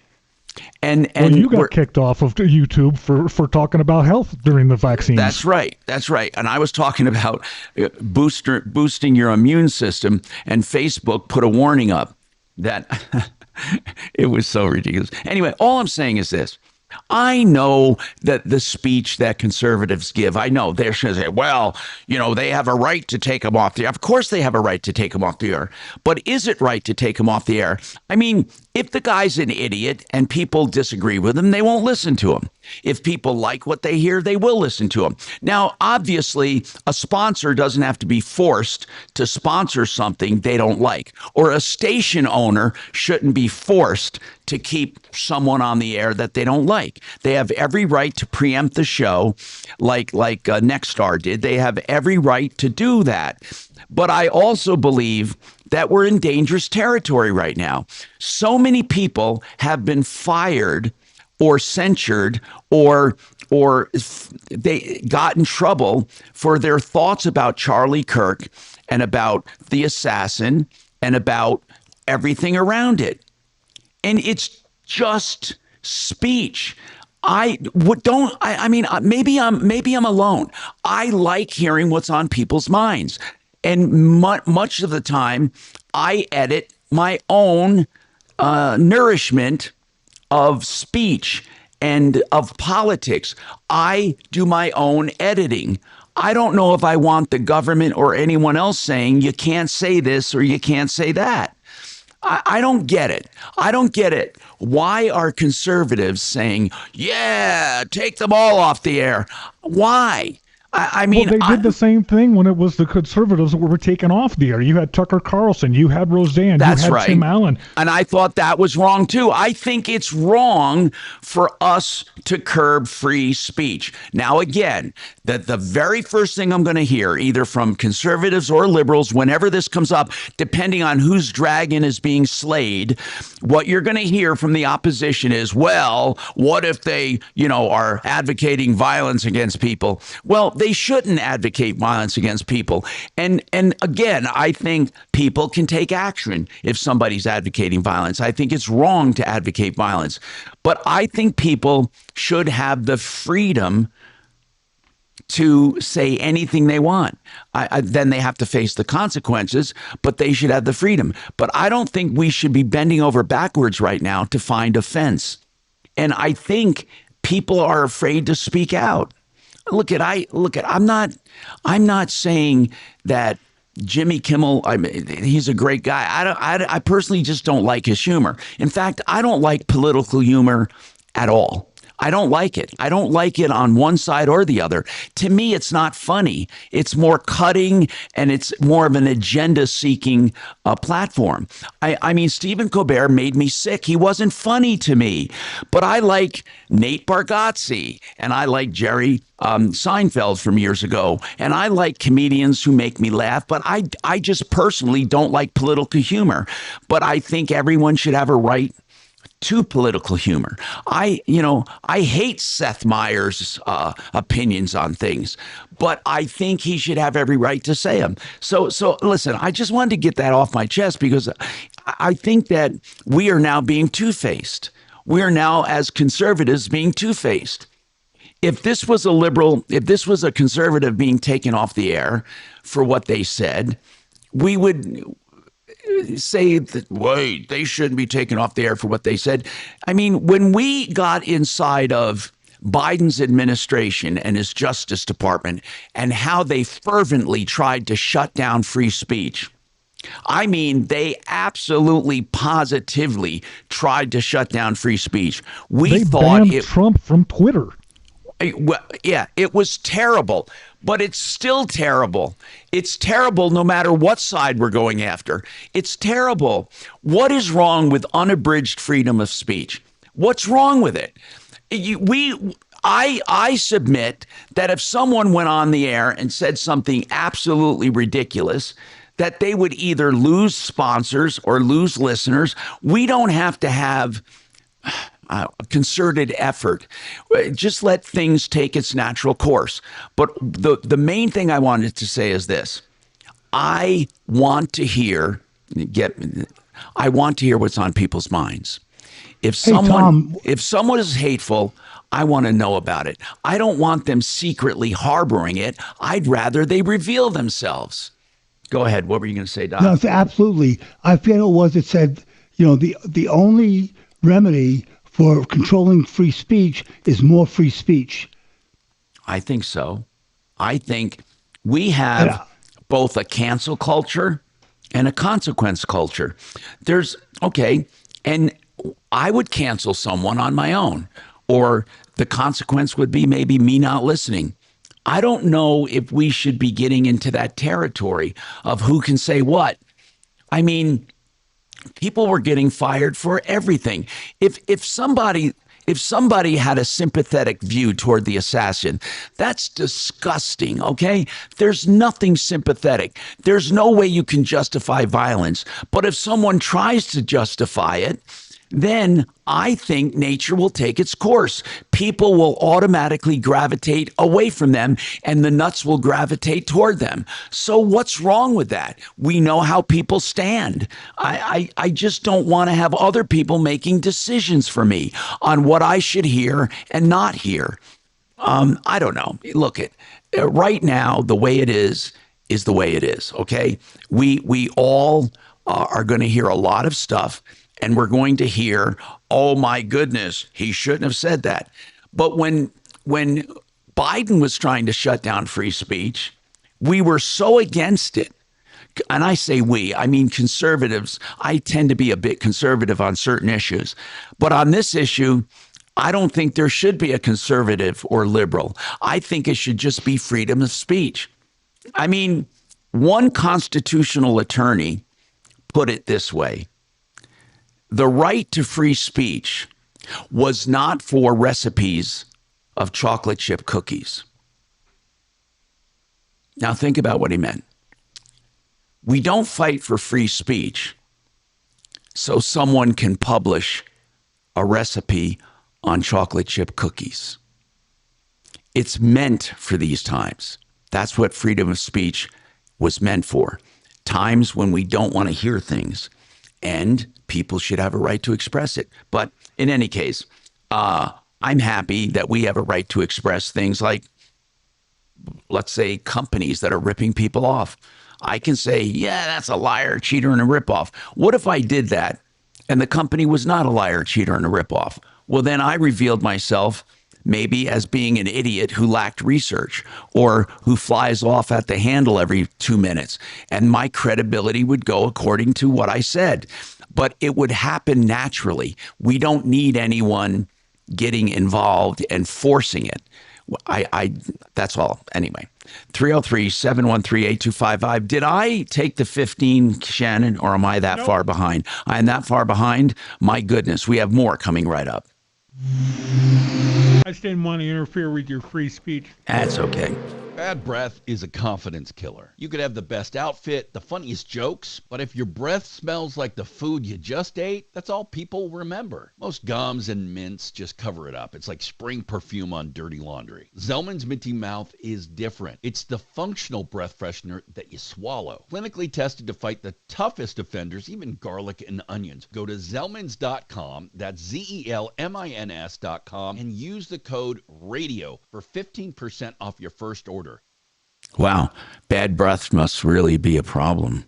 Hey, if you have a real problem with personal injury in an accident, don't take matters into your own hands and think you can handle it. Talk to an attorney free of charge. John Fuller will talk to you about your case, and you don't even have to hire him. He's one of the few personal injury attorneys that will talk to people up front with no obligation. Most attorneys want you to sign up first. John Fuller, you simply call this number. That's the office number I'm going to give you. And you ask to talk to John. Once you talk to him, if you like what he says, if you think it's a good fit and you want to hire him, you will still have this access after you hire him. He'll work on a percentage fee basis, and you will be supplied with his cell phone number that you can call or text at any time. 303-597-4500. It all starts with a call to the office. 303-597-4500. Thank you.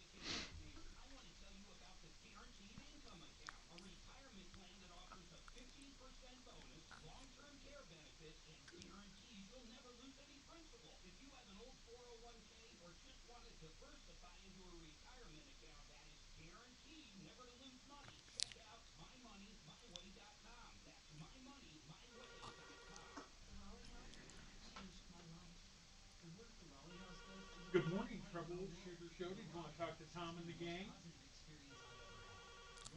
Don't run off. Hang on. Good morning, Troubleshooter Show. Did you want to talk to Tom and the gang?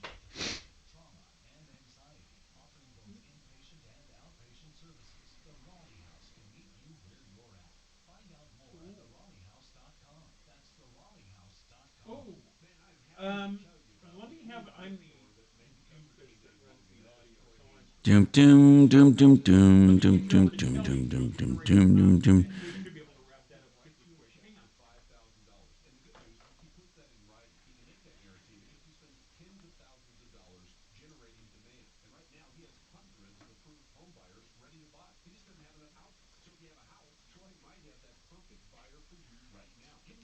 What the hell happened? I just went to the bathroom. Good morning, Tom Martino Show.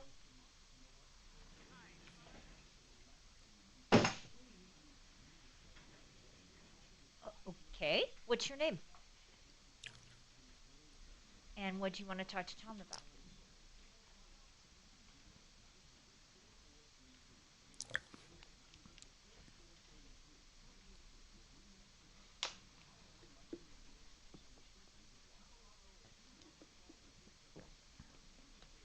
Okay, hang on.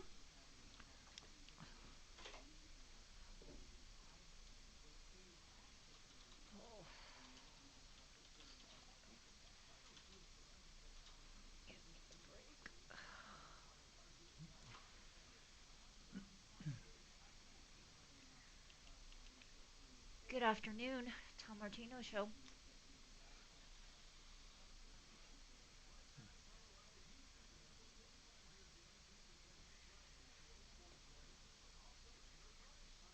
Oh, okay. Appliance repair. Hold on. What's your name? Lee? L-E-E? Okay.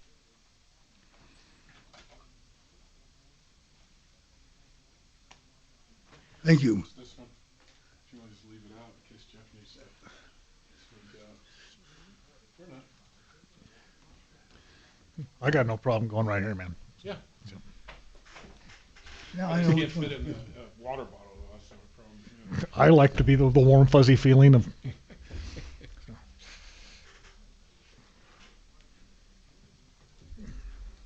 This cord is driving me nuts today. It keeps getting tangled up. Radio app or wherever you get your podcasts. Hi, Tom Martino, your troubleshooter, 303-713-TALK, 713-8255. Let's go to the phones. Mike, go ahead, Mike. What's going on? Hey, Tom, you and I haven't talked in like 30 years. I actually interned for you back in the mid-'90s when I was getting my journalism degree. Oh, Mike, Mike, I'm trying to picture you now because I had more than one Mike. Do you mind giving your last name? Tomko, T-O-M-K-O. Oh, yes, sir. Yeah. You were a funny dude. I loved you, man. What's going on? I'm listening to you from Maryland right now. Well, thank you for listening, and I do remember you, bro. I remember you. Well, I'd love to catch up when I come home, but I stream you guys on the iHeart app, so it's great. I can listen to you guys wherever I go. By the way, before you make your comment, I had a nickname for every single intern I've ever had. What was yours? I felt like it was Tomcat. That's exactly what it was. You got a good memory, bro. Yeah. So well, it was a great internship. If we can catch up later, I'd love to walk you through my career. But, sure thing. But so Jimmy Kimmel's ratings in the 18 to 49 demographic in August were 129,000. So if that averages 2,500 viewers per state. So think of the population of Colorado. Only 2,500 18 to 49-year-olds even watch that show. I know it. So his viewership has been carved in half since June. So I think the concern is that the FCC chairman made a comment about whether that puts their license at risk. So maybe they felt some pressure. But I think as a business decision, it was pretty easy to say, you know what, the juice ain't worth the squeeze. I agree. And he's not. His freedom of speech has not been infringed. His company is saying, we're no longer going to put our necks out for you to say what you want to say. It's not worth it. It's not worth it is what they're saying. Yeah, I get it. I know what you're saying, Mike. I know what you're saying. Now, look at I hate political humor. I do. And because I take it personally almost. It's like I think they're so insulting. And in fact, these award shows, I won't even listen to an award show when they get political and they go up and make their speech, in the state of our nation right now, we need this or we need that. Anyway, but thank you, Tom, Cat. Appreciate it. And Kachina, would you give him my personal cell phone number, please? And then he can call me or text me. Jessica, what is your comment? Go ahead, Jessica. What? Well, when you were talking about how, everybody can say what they want to say, which I believe in, but what about the news? People look up to the news channels, and when they make statements that, aren't true, that's not cool. No, but then again, there are people who will watch Fox and they won't watch CNN. There are other people that will watch CNN and not Fox. There are some people that will watch ABC or NBC but not CBS. I mean, I think what Tomco just said about the audience, eventually people who are popular will fare better than those who are not. I mean, it will take care of itself. I don't think the FCC should be getting involved in it. That's really what I meant to say. I think people are smart enough to edit out idiots. So, Jessica, where do you watch the news? I watch the news basically online and at a friend's who watches Fox.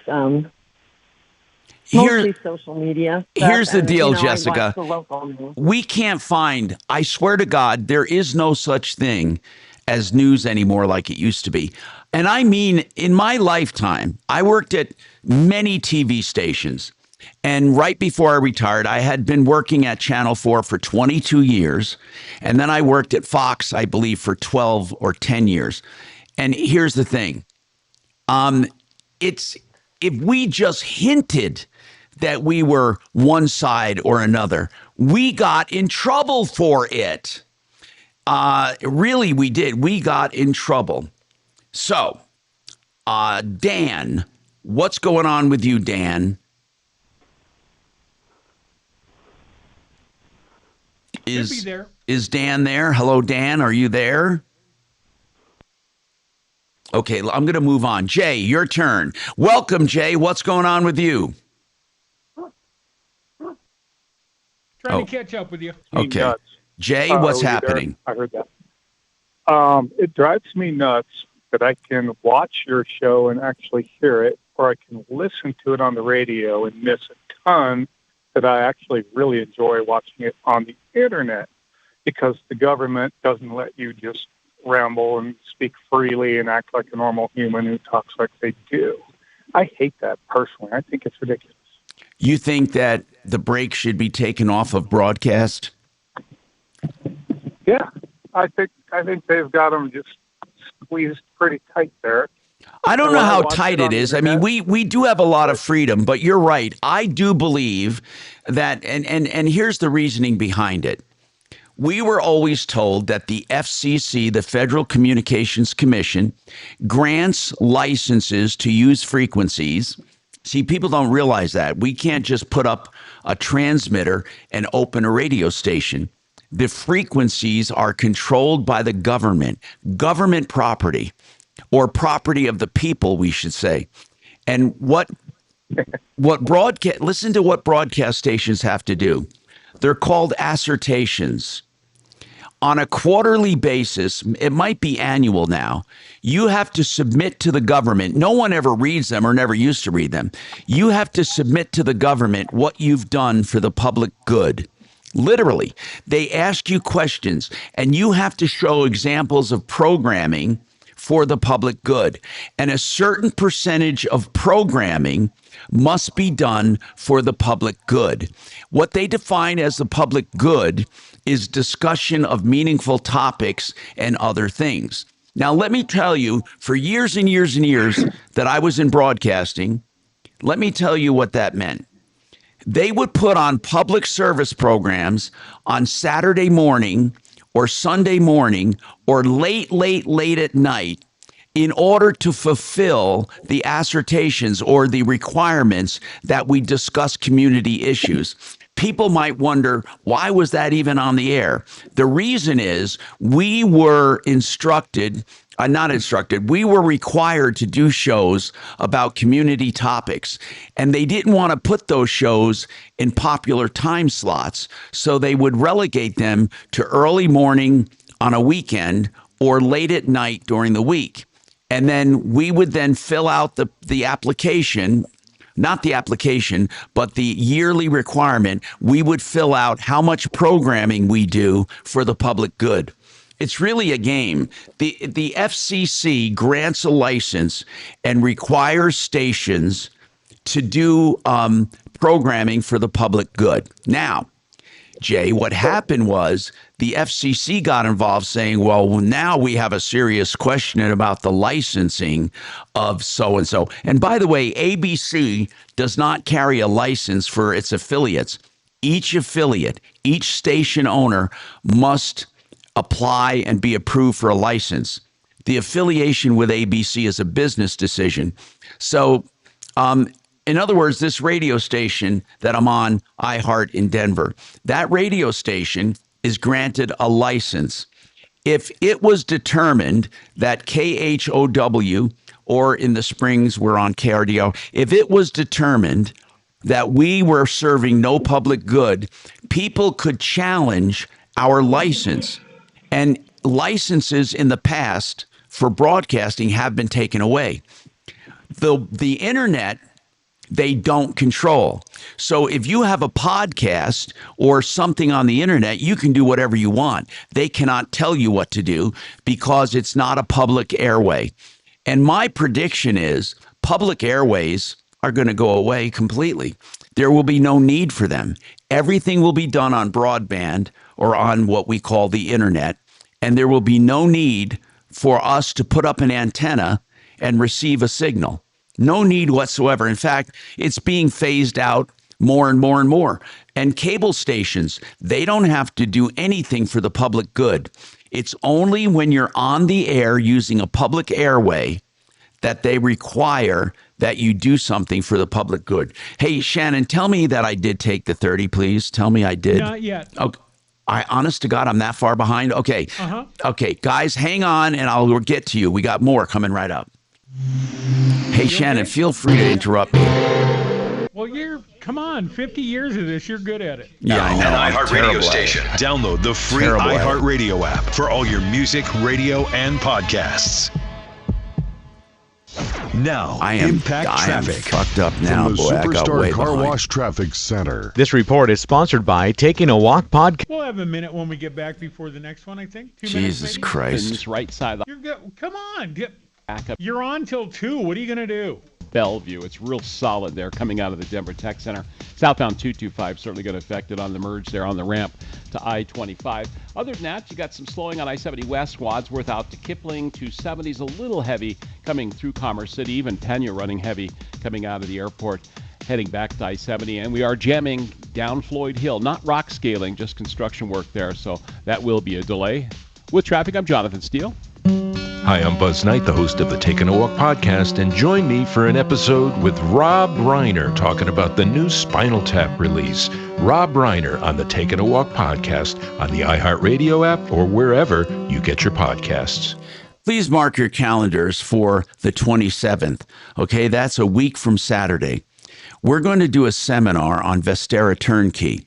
Vestera Turnkey is a program that helps you become a landlord by holding your hand, identifying really good properties in markets where rentals are strong and upside potential for equity is strong. So you acquire this house, you own it, and then they help you rent it out. They help you manage it. They help you with every aspect. And then what you do is make the profit when you sell. If you're interested, go to this website to sign up for the webinar, or not the webinar, the seminar on the 27th, mybiggestrureturn.com. Okay, it'll be 10 in the morning, mybiggestrureturn.com. Thank you. We're talking about.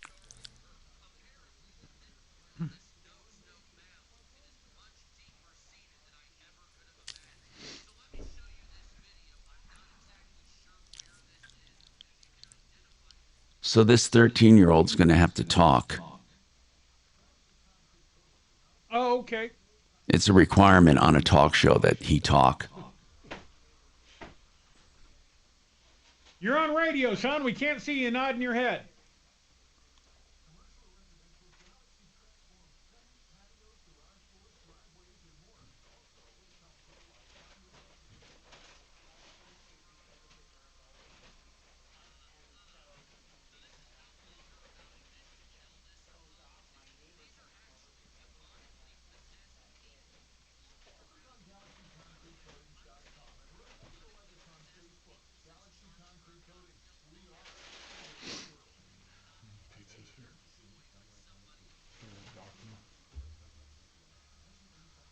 You could tell him, he still wouldn't know.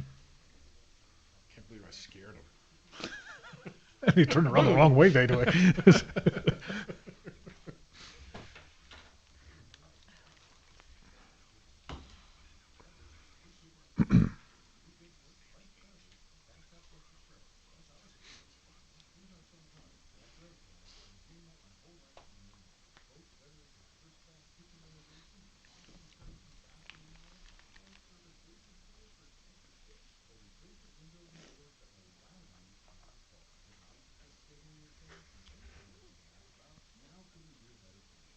Did the fellers know pizza's here? There's more pizzas here? Huh? Did you give him the sign? Did you wave at him? Throw up the bat signal? Just tell us to go get our pizza. Oh. Pizza. Just don't tell Doc. I almost feel like I need to correct this again. Yeah, they don't understand. No, what does hitting offline do to alert them? It just allows us to talk to them when they're remote. Jesus fucking Christ, Kelly. Okay, I guess not. It doesn't change where your microphone audio goes. Okay. This could be the 300th Is this time the I've said it. YouTube? No, it doesn't make any difference. The button with the lights on it is for your headphones. Okay. This is okay. Actually looks pretty good. Ah, Not right now. Still a little nauseous, nauseating. which is why I have ice.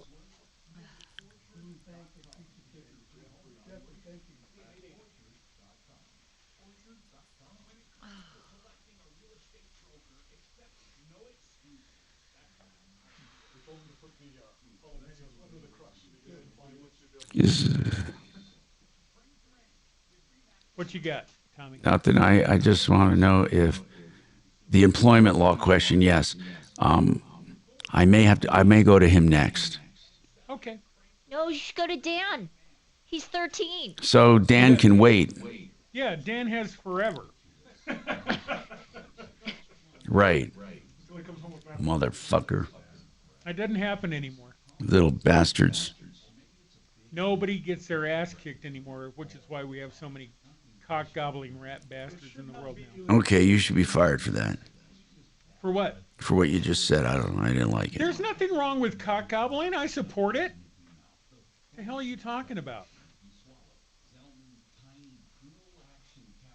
Oh, by the way, Dan hung up. He did? Good. He had to go. Life moves at a different speed when you're that age. He had a good call, too. You have to have it by himself. Like everything else he does.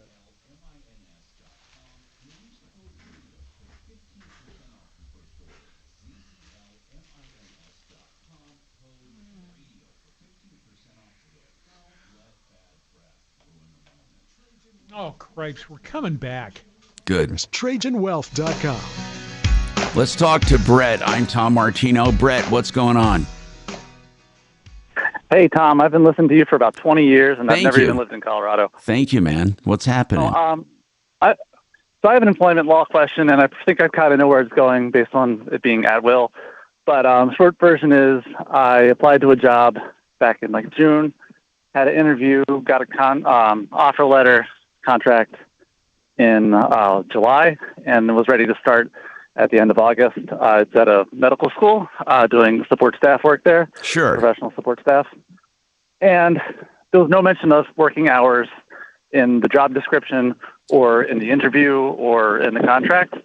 And about like a day or two before I was supposed to start, they sent me an email and said, we don't want to blindside you, but the hours for this position are very strictly 8 a.m. to 4:30 p.m. And I'm like, well, I have to take my kids to school and, pick them up in the afternoon, things like that. So I need a little flexibility around the, early and later times. They said, no, that's the hours. Yeah. If you can't do it, then Sure. we'll understand if you have to resign. Sure. Brett, may I ask the obvious question, the most obvious question in the world? You applied for a job and went through the entire process, and you never asked what time the job was? Did you assume it was 9 to 5? Did you assume it was midnight to 3 in the morning? Tell me, how does one apply for a job and not ask that? I'll be honest, Tom. I've applied to a lot of jobs recently, and like those sorts of things on it, like within my field, like they never come up. Like it's not. Well, Brett, of course they come up. For example, if I apply for a job on the radio station and I have to be there a certain time, what I mean is this. Here's what I mean. I'm not upset, but I'm puzzled as hell. What did you expect? That you could work anytime you wanted? What was your expectation? No. What was your expectation, Brett? Probably my expectation would be something more like 9 to 5, 9:30 to 5:30, whatever. Like most, again, things vary based on your industry. So obviously yours is way different than mine. But Brett, So, no matter what within jobs industry it is, they have a right to outline hours. And if you didn't know which hours you had to work, it's because you didn't ask. Do you think they would have hid it from you if you said, by the way, I have kids that I have to attend to at such and such a time. What time does this job require me to be there? I guess what I'm saying is, and again, I appreciate you're a listener and all of that, and I saw you on YouTube, but what I don't understand is what was wrong with what they did. Yep. Now, Impact Traffic. This report is sponsored by Taking a Walk Podcast. Yeah, we've had one accident working northbound at Evans, right side of the highways block. That last one's easy because I'll just hit it. To before Bellevue. It's real solid there coming out of the Denver Tech Center. Southbound 225 certainly got affected on the merge there on the ramp to I-25. Other than that, you got some slowing on I-70 West, Wadsworth out to Kipling. 270's a little heavy coming through Commerce City. Even Pena running heavy coming out of the airport, heading back to I-70. And we are jamming down Floyd Hill. Not rock scaling, just construction work there. So that will be a delay. With traffic, I'm Jonathan Steele. Hi, I'm Buzz Knight, the host of the Taking a Walk podcast, and join me for an episode with Rob Reiner talking about the new Spinal Tap release. Rob Reiner on the Taking a Walk podcast on the iHeartRadio app or wherever you get your podcasts. Joe Lazaro is a criminal defense attorney, and that's exactly what he does. He defends you if you're accused of something, if you made a stupid mistake, if you've done something wrong. Here's the deal. What I like about him is he's reputable. He will do an initial consultation free of charge, give you some legal advice. If you decide to hire him, he does a flat rate on the charge so you know exactly what it will cost. This is so important when it comes to criminal defense. And I say criminal. It could be traffic, could be a DUI, whatever it is. That's what he does. 303-429-6200. 303-429-6200. When you're looking for home improvements like windows or doors or siding, don't you want variety? Well, a lot of companies only deal with one or two makes or brands. Gravina's has the greatest selection. Nobody beats them. Nobody. Gravina's has 50 lines of windows. They have 50 lines of windows, multiple lines of siding and doors. If you want products to beautify your home, and you want the freedom of choice, you want Gravina's, who also has a great heritage of being in business more than 65 years. 303 Gravina. 303 Gravina. Mm-hmm. Thank you. Drop everything down. You know what I mean? So these guys are wedging boards and cracks in the rock and standing on it with a drill leg. Nuts. It wasn't exactly a career, I guess. It was kind of a short lifespan.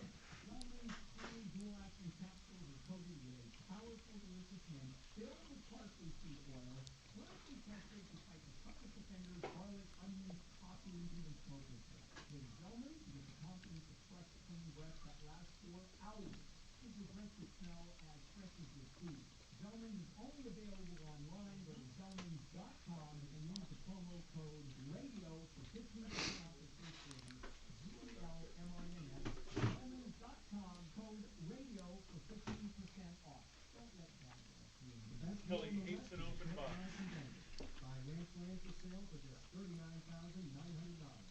One day only, Saturday, September 27th.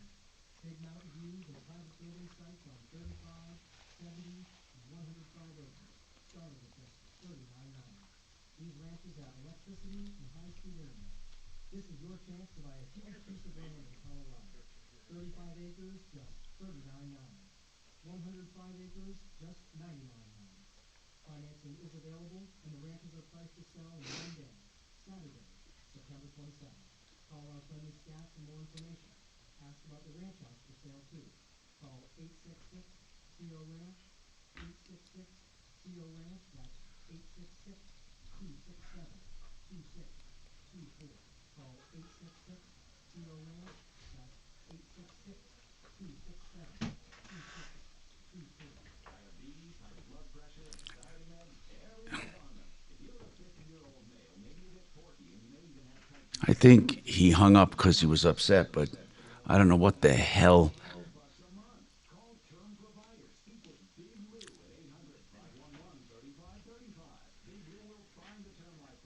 I'm going to have to take Lee after the top of the hour. I want to finish on this employment question. Okay. You'll have minute 10. Okay, good. All right, Lee, we're going to take a break and then come right back to you after the top of the hour, okay? So hang on for me.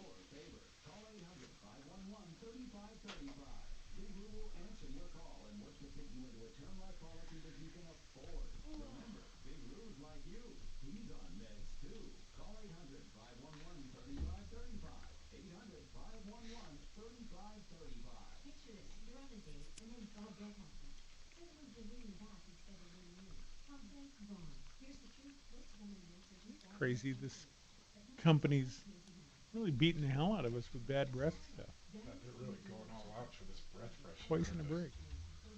This commercial, like 3 an hour or something. Right? Oh my God, it's almost over. Hey, this is Matt Jones. I'm Drew Franklin, and this is an NFL Cover Zero. We're just here to try to give you an NFL perspective a little bit different. Did you see the Colts pretzel? That was all a good pick here from Rick. What was that? Oh my! We think NFL coverage should be informative and Must have found a topping combination Doc actually approves of. Oh, yeah? What'd you get? Here you go. Mushrooms, obviously. Matt Jones and Drew Franklin, and listen now. Hi, Tom Martino, your troubleshooter. I want to clarify because there's a lot of discussion going on about job offers. Mr. B actually said, well, they didn't specify. Well, what did you assume? You were going through this entire process. What did you assume? 9 to 5, 8 to 4, midnight to 3 in the morning? What did you assume? And if you say, well, I didn't know, then you should have asked. Do they have a right to set hours? Of course they do. And if they don't meet your expectations, well, it's both of your fault. But you're the one who is actually applying for the job. They don't have to alter the job for you. You somehow insinuated that they offered you a contract and it wasn't right, and you wanted an employment lawyer who would laugh you out of his office. Thank you. Don't make fun of Doc. He's like 900.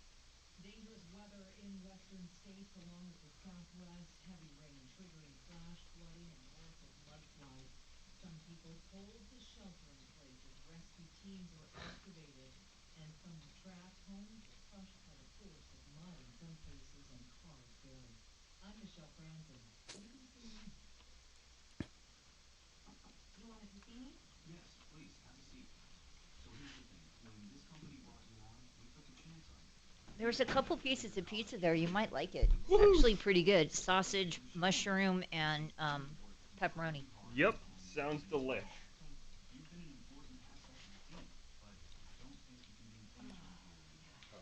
Feverishly pounding on the keyboard.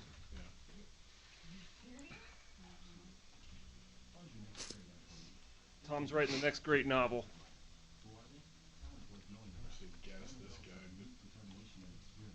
Hmm?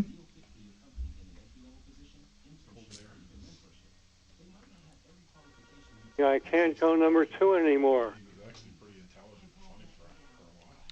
Good afternoon, Tom Martino Show.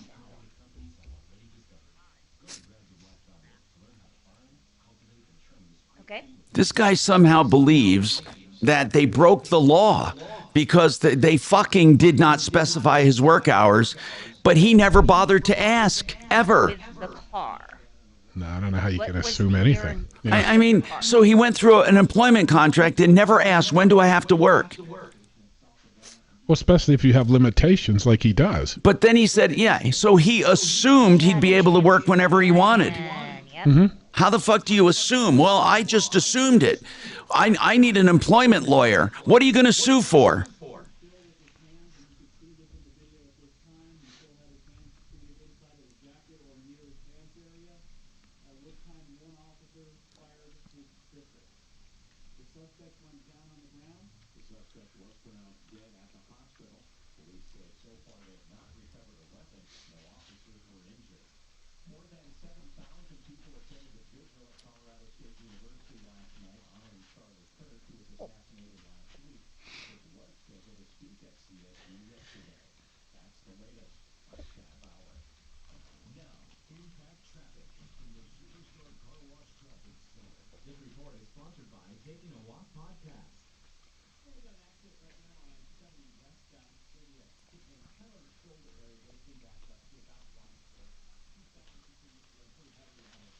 What kind of work was it anyway? Some kind of support for medical or something, I thought is what he said. Doesn't matter. I mean, how could you not? What if they hired him for the night shift? Yeah. From 12 to 8. Yeah. What did he assume would be his paid vacation? Yeah. I mean, as long as we're assuming, let's just assume the best.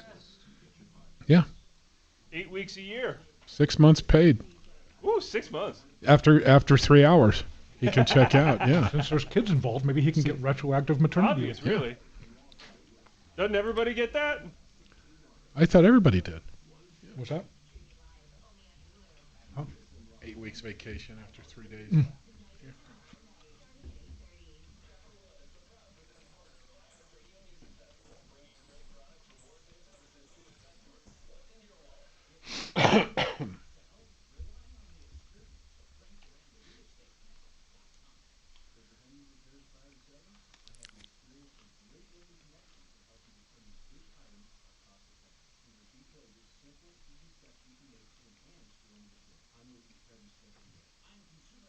Oh, I can't wait to hear what Matt said they would do.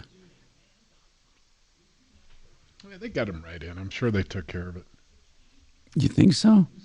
Well, they got him back the day he called. They didn't put him off. They didn't, come in a week from Tuesday, anything. They brought him in the next day. Yeah.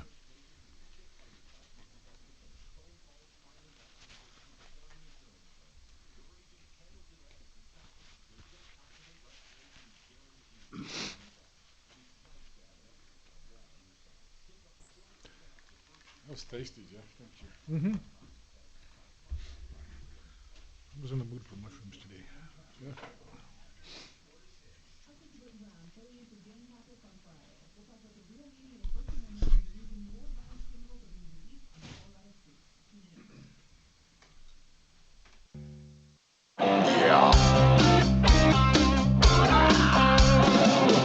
Ripped off, bad news. You need advice so you don't have to lose. We'll come running just as fast as we can. Troubleshooter's gonna help the common man. This is the Troubleshooter Show.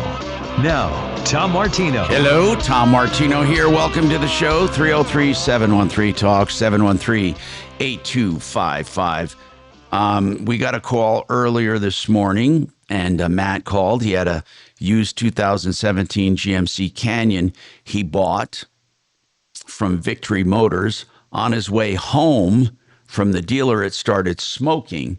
He contacted the dealer. He said, "What are my expectations?" I said, "Well, on the straight black and white of it, you bought it as is, and it's your problem.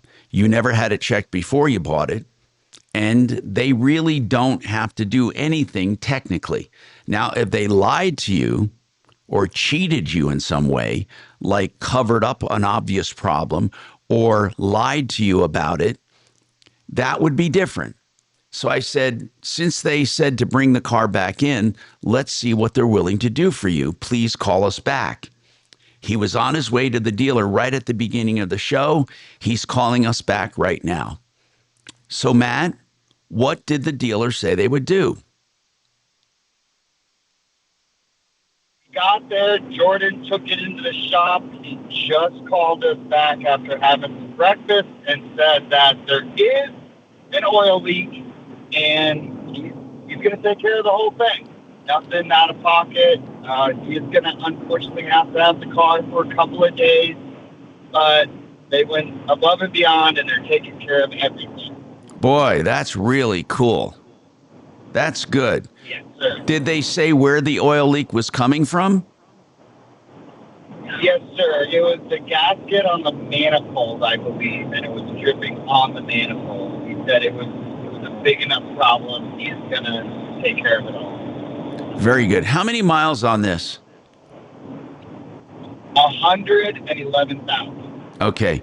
Matt, why did you buy, I'm just curious now, not giving you a hard time. Why did you buy something with 107 or whatever, 100 or more than 100,000 miles? Because we got approved for the 15 that was on the car. We couldn't get a new car. Okay. Okay. Just as an aside, thank you for calling, Matt. Appreciate it. As an aside, I want you to know that you will have problems. You will absolutely have problems if you buy a car with more than 100,000 miles. Kevin, Jeff Vick, is that safe to say that they will absolutely have problems? Well, you're going to have some issues, especially you start hitting that 8 to 10 years, 100,000 miles, of course. Yeah. Yeah. And if they buy them with more than 150,000, they will be moderate to severe problems. And over 200,000, it's junk. No one should ever buy a vehicle with more than 200,000 miles. Now, for those who are getting ready to text me right now and email me to say, I have 300,000 miles on my blah, blah, blah, blah. Okay. If you could buy a vehicle from someone who meticulously maintained it, and you can verify it, and oil changes were done every 3,000 to 5,000 miles, and they took care of everything whenever they needed to, then you may want to consider that. But if not, I would never, ever, ever buy a car with more than 200,000 miles, ever. Never. No, and typically people are, those some ones that are touting that I've got, 250,000, 300,000. If they go back in the market for a vehicle, odds are they're not going to look at a vehicle with 250 to 300,000. No, they're not. Again, I know why people buy cars with more than 100,000 because it brings the price down. But it's better to either pay more for less mileage or buy a new car and use the money you were going to put as a down payment. I can show you mathematically how buying a car with more than 100,000 miles is unwise, and how for the same out of pocket or better, you will have more luck with a new car and probably spend less. All right, Lee, you have a question about appliance repair. Go ahead, Lee. Yeah, 2 questions, Tom. Appreciate what you do. Yes, sir. Can you recommend a good repair shop that works on dishwashers in Aurora or East Denver? Yeah, I can. Here's what pisses me off. This guy was on our referral list, and I think he gave it like a month and said, I'm not getting any calls. The guy is great. I'm not holding that against him. But since he went off the referral list, we've had no less than 24 inquiries about appliance repair, and I've given out his name at least 30 times. Somebody should maybe call him and remind him of that. But here's what I'm saying. The guy is great. I have never once had a bad review about him. Everyone I recommend loves him. His name is Roma. Roma, okay. And it's Apex. Have you got his phone number? It's Apex is the name of the appliance repair. Apex, APEX Tech. I'm going to give you the number. When you call him, here's what I want you to say. Tom Martino gave me your name and number.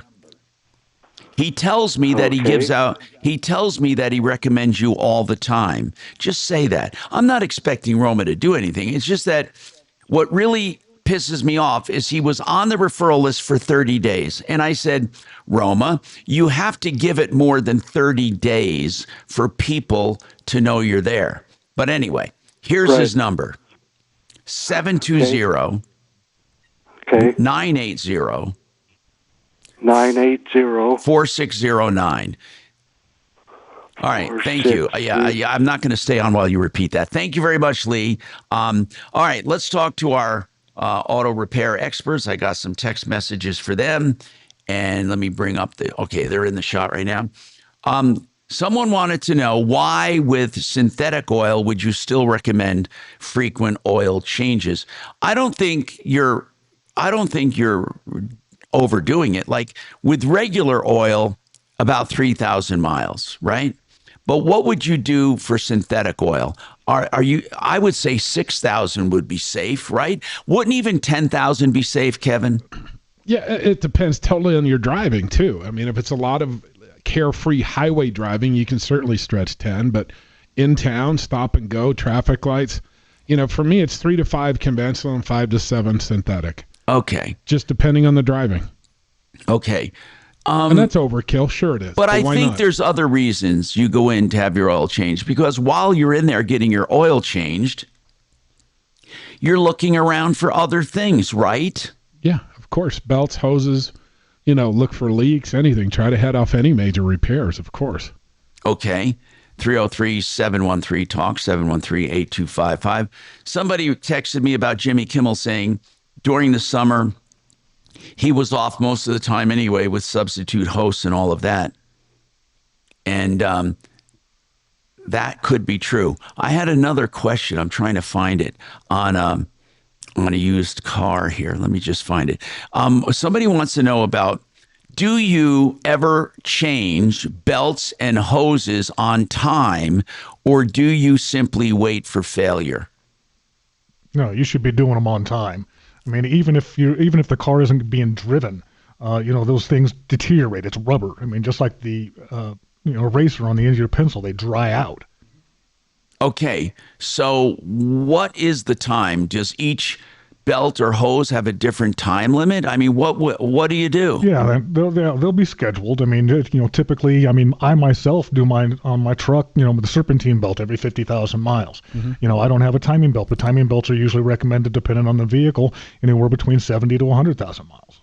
Yeah, because the last thing you want to do is wait for it to break, because it never breaks at a good time. Right. Never. And so you should treat it like a mandatory thing at a certain time or miles. Just like your oil changes. Yes. Or at least inspections. Have whoever's doing your services should be inspecting those components. All right. 303-713-TALK. Get your calls in today's car day, but we're taking more than just cars. Anything you want to talk about, we'll do. By the way, hey, Tom? Yes. Oh. Go ahead. I just want to give you a follow-up. Remember, Judy called yesterday? Can you do it when we come back from the break? Okay, sure. Doc. K&H Painting Pros, khwindows.com. Yes, they have painting. A lot of people like the heritage of K&H. Now you can take advantage of their heritage when it comes to painting. 303-421-7100.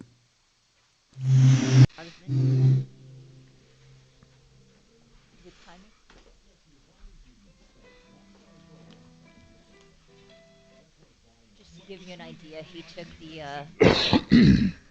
10:30 break at 10:45. Thank you for pointing that out. Would you like to make a whole list? All based on real data from your own body. And you know what? That's science you can trust. Go to Viome.com now and use promo code THRIVE to save $50 on your full body intelligence test. That's Viome.com, promo code THRIVE to save $50. Gravina's has the greatest windows and the greatest selection of windows. A lot of times we assume that places have the best windows. They don't necessarily have the best windows. Some places simply have one line of windows. Well, with Gravina's, they have multiple lines of windows, like 50 lines. Plus, they have siding and doors as well, with a great variety. Variety is the spice of life when it comes to home improvements. You're not forced into one.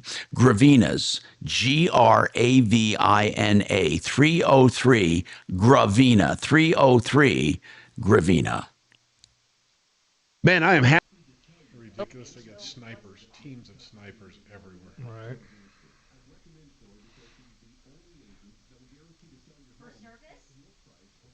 That was one lucky ass shot. So who was Kelly complaining to about when I took my breaks? You guys 200 yards? No, okay, but I'm just saying, climbing up on a roof, your heart's got to be pumping. Oh, sure. I mean, it was. That's the Buck fever, man. Yeah. Mm-hmm. You guys watch the game last night? Part of it. Did you see the crowd? They had like 90,000 people. And I didn't know the stadium was that big. That must be half of Buffalo was there. Yeah. Oh, for Buffalo? Oh, yeah. It's a huge stadium. They're tearing it down, too. I guess there's nothing else to do in Buffalo. Well, it's kind of like Green Bay. Yeah. The whole town, If you want to rob a bank in Green Bay, wait for a football game, 'cause everybody's there. Denver used to be that way. What? Denver used to be that way. Really? Yeah. When the Broncos run, you could put a picnic table on I-70 or 6th Avenue and have a picnic. Oh, yeah, right. Just nobody. Well, I don't know if you remember, and this would have been back in the early 90s when there was a massive car chase outside of Mile High Stadium and during a Bronco game, and it ended up interfering with the people trying to exit the game and everything else. Oh, really? I don't remember that either. Oh, I definitely do, because it was a friend of mine. He was the cop or he was the chasee? He was the chasee. He liked to go fast. And he got at least at the time, I don't know if it's been changed, but at the time, the biggest ticket they could give you was speeds in excess of 120 miles an hour. And he was clocked several times doing 160, 170, so on and so forth. And they couldn't take him his VMAX. For reckless driving? Well, no, that would have been part of it, but as far as the speeding was concerned. But yeah, this particular time, he was doing 163 miles an hour when they started chasing him. I'm sure his ticket had many checks. He ran out of gas in front of Mile High.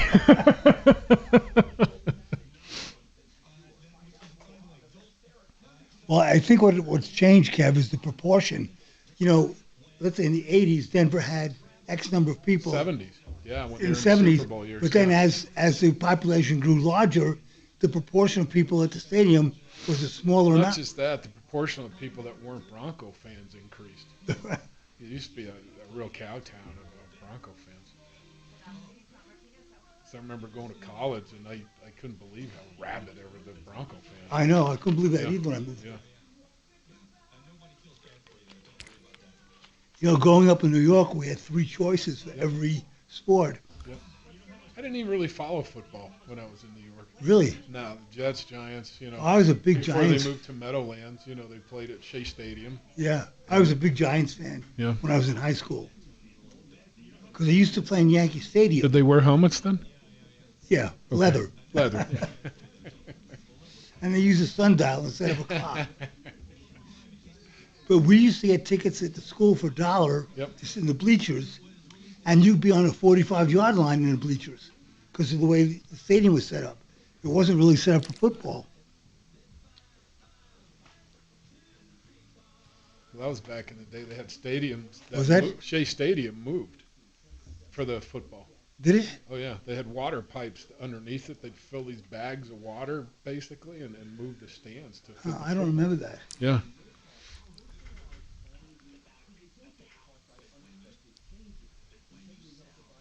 Yeah, a buddy of mine had rat patrol, they called it. He was rodent control. When they fill those up, the rats come flying Really? out of these tubes, yeah. Wow. Because all the crap that people drop at the stadium, Yeah. food and, He had terriers. 'Cause I remember we Grab had 'em. season tickets for the Jets when they got Namath Yeah. for the first year and then gave them up.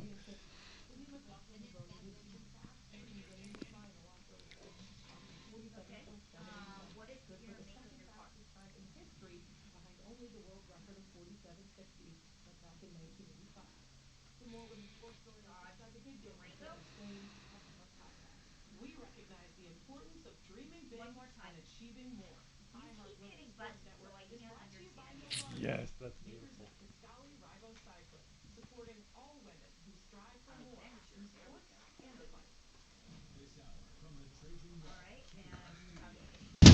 Trajan Wealth, your trusted local fiduciary advisors. TrajanWealth.com.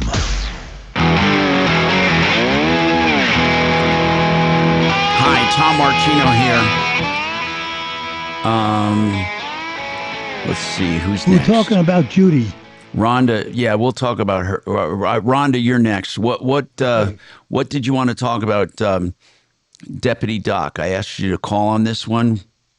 Oh, yeah. Remember Judy had her dogs? She's being asked to leave because the HOA got complaints about her dogs? Yes.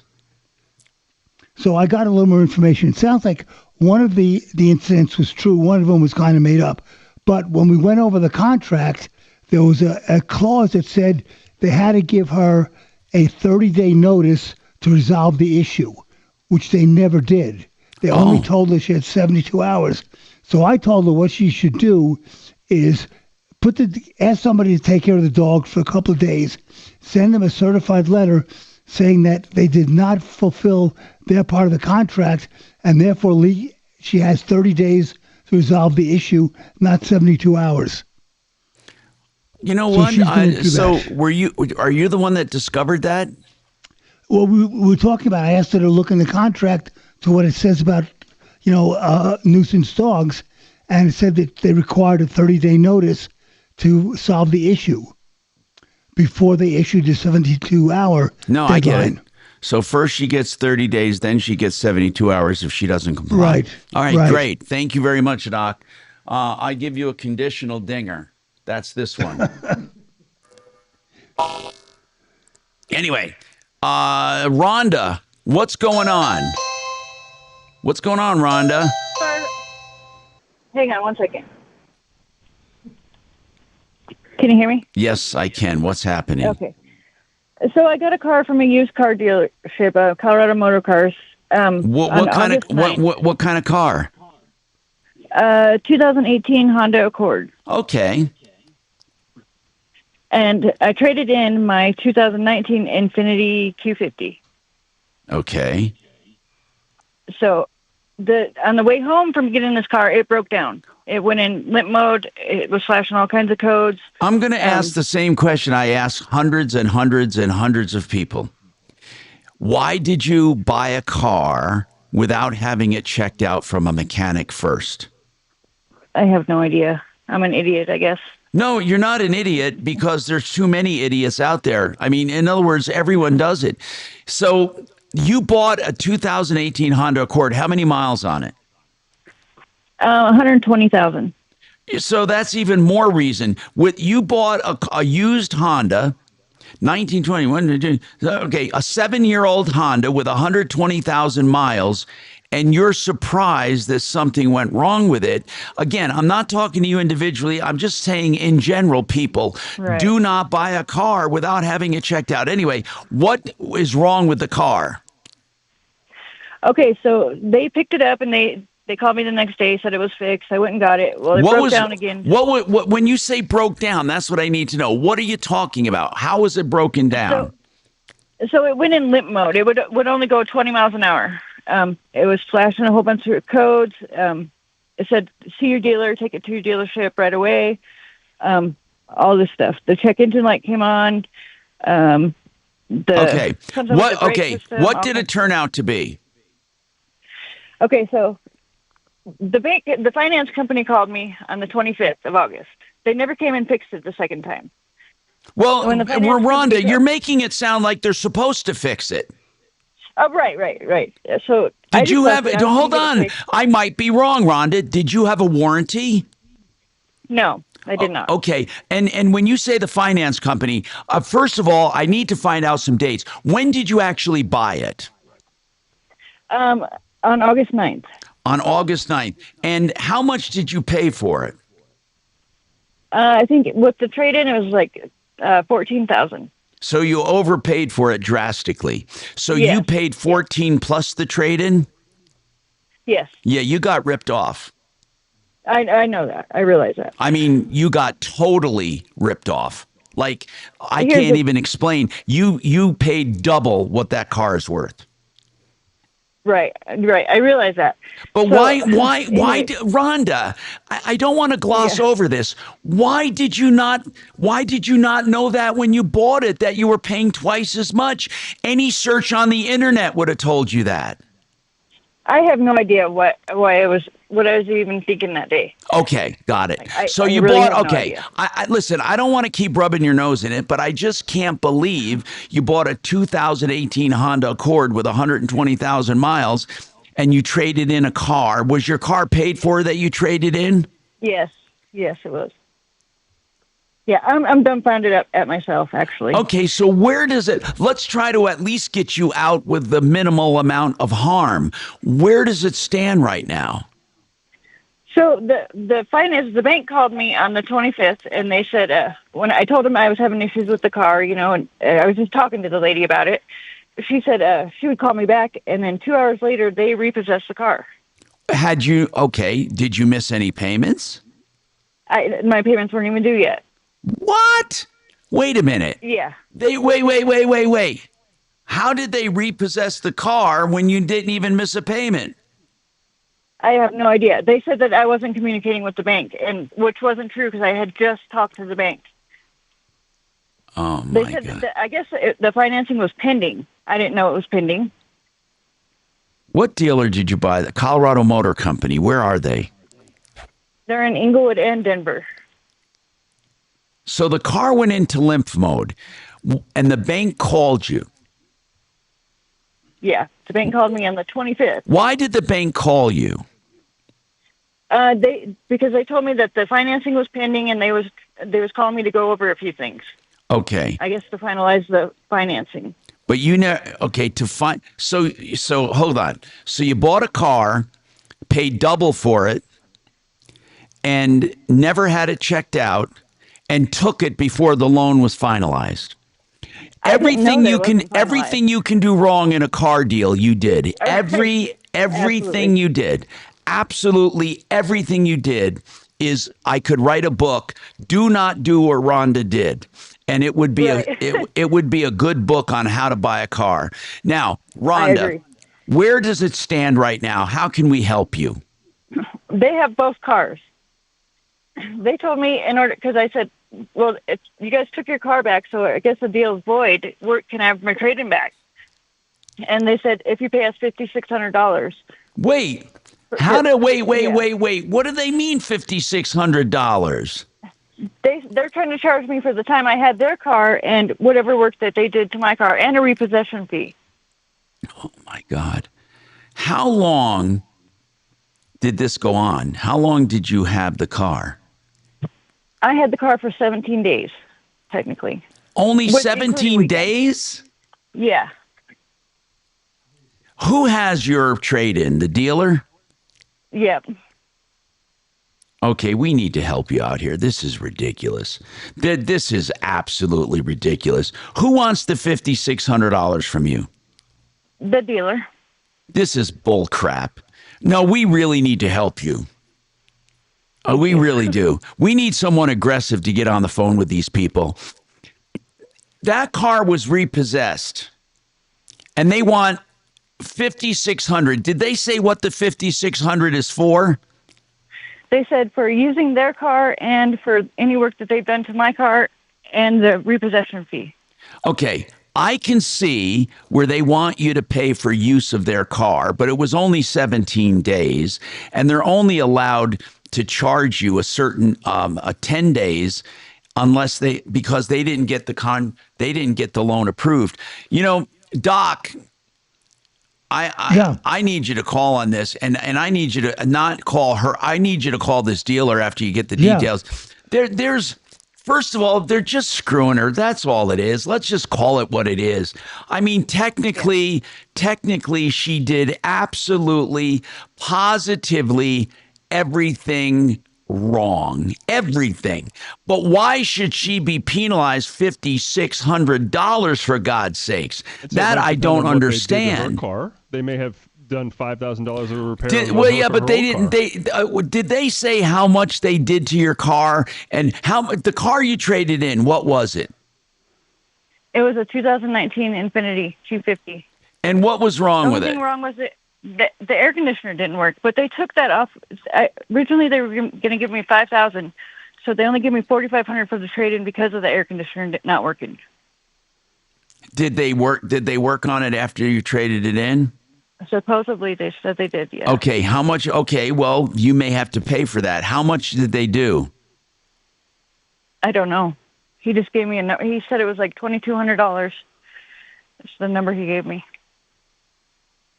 Okay. But he can't charge me for the AC. They took that out of the amount that they gave me. Okay, I understand that, but then I understand they took it out, but it's not like you paid them that amount of money. Right. And so technically, if they fixed your AC, you kind of owe them. They should not have done that before the deal was finalized. See, Deputy Doc, under Colorado law, they did a lot of stuff before financing was approved. We honest to God need people, an attorney who can help out here. This is wrong. This is just wrong. Does that lady still work, Tom? You know what? We have not so much as gotten a phone call from that woman. Yeah, she's really hard to get a hold of. I mean, I don't even think, to be honest with you, if she's that hard to get a hold of, I wouldn't bother. She probably, if she can't communicate with us, for God's sakes, I don't think she's communicating with her clients. I don't even want to talk about her anymore. We need an attorney. But first, I want to call the dealer and see if we can talk him down off the ledge, for God's sakes. This woman went in and got totally screwed. Absolutely totally screwed. And I don't want to take no for an answer. They need to help her out here. And the bank repossessed it, but it was never even financed fully. And if it was, then what I want to know is, did they get paid from the bank? There are so many questions on this deal, Doc, because the way it was supposed to be is this. They take her trade. They're not supposed to touch her trade until the financing is approved. Okay? Right. So if they started doing repairs before financing was approved and then financing is not approved, they can't go back and charge her. Look, Rhonda, God Almighty, never buy a car ever again without somebody being with you. I hear you. No, I'm serious, Rhonda. And you didn't even buy a newer car. You bought a car 1 year newer. No, you bought a car 1 year older. Why did you do it? I don't know. Wait, Rhonda, are you telling me just one day you felt like buying a car? Well, no. I was looking online and I put my car on Kelley Blue Book to see what I could get for it, and they called me back and they said that they were interested in my car, and so I went down there the next day and they just kind of talked fast, and I don't know why. Okay, Rhonda, may I ask how old you are? 47. 47. You lived a while. I mean, it's not. I know, and I bought my last car, so I don't know what I was thinking. Break time, buddy. Okay. I got to take a break. Doc, let's just see, please, what they we'll say. Give them a call. Let me know what they say. We'll got more coming up. God damn it. We have so many fucking This is Denver's people. talk station I'm with so Michael Brown in the morning and Dan so Kaplis in the ripped off. afternoon. 630 KHOW, Denver. Now, Impact Traffic. This report is sponsored by Our American Stories. All right, got a crash out of the tech center in northbound 25 at Bellevue. Just happened a few minutes ago. 3 right lanes are blocked here initially. It is slow coming up from Arapahoe, and it will stay kind of busy heading in towards downtown. I-25 south into downtown's been a little sluggish. We've got 270s pretty slow west up to Vasquez, and also on the east side, I-70 pretty busy out around the E-470 interchange. That's road work related. Speaking of which, Floyd Hill area heading down through the Veteran Memorial Tunnels is tied up also with a lot of construction work. With traffic, I'm Jonathan Steele. This is Lee Habib, host of Our American Stories. On our next episode, we'll share the story of the man who wrote the gospel song, I'll Fly Away. You won't want to miss the next episode of Our American Stories. TheArtofGranite.com is the website for The Art of Granite. What I love about The Art of Granite is they will give you a price on the phone right now for your countertop, whether it be granite or any other natural stone or man-made material. They do it all. So get your price. Call them. If you like the price, they come out and template and measure. It takes about 20 minutes. And then 3 weeks after that, you have new countertops. Tear out and haul away is always free. 303-386-5919. Get your price right now. 303-386-5919. How much time do I have? 4. Thank you. Yep.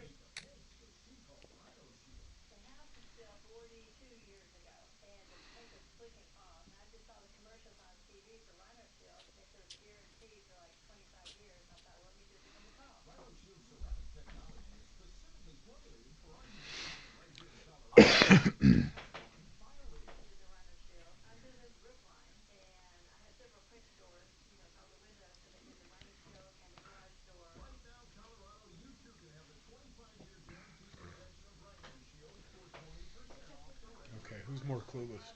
Huh? Who is more clueless? Who? And they're both lost and looking for each other. So who's going to find who? Right. Chasing each other around the tree. Yeah.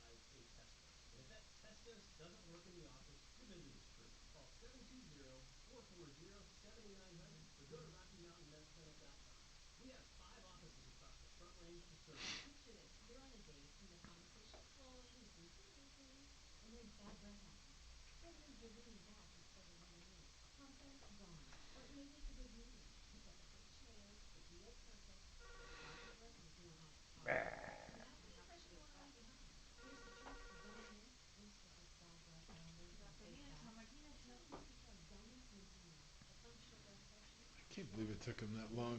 Rampage Jackson's kid got charged. Hmm? You see that fight? Rampage Jackson's son was a MMA fighter. Knocked the guy out and then jumped on top of him and pummeled him while he was out cold. No shit. Yeah, so he finally got charged for it. Yeah, look for a video on it. I mean, it's just insane. Okay. Possible oil issue. What's your first name?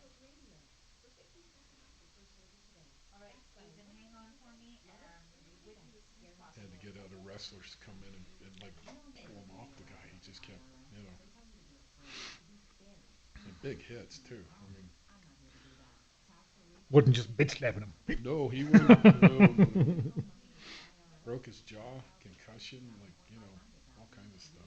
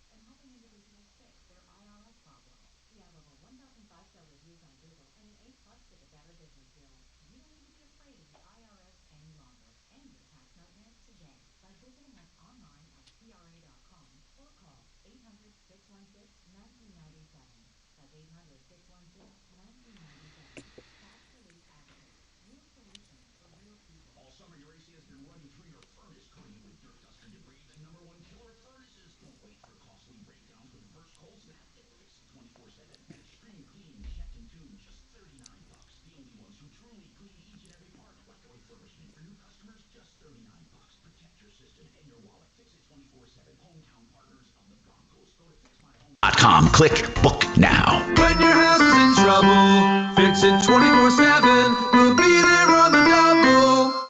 630 KHAL, an iHeart radio station.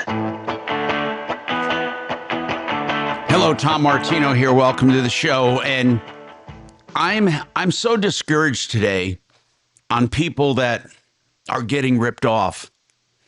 You know, I know that people should do certain things when they buy cars. But in my opinion, that's no excuse to rip them off. I know if you're in the car business, you're thinking, well, I got away with that one. This woman's being completely screwed. Completely. It's just not right. God, I'm so sick and tired of liars and cheaters and ripoffs. And here are the two top liars, cheaters, and ripoffs, in my opinion. Used car salesmen and contractors. You both suck.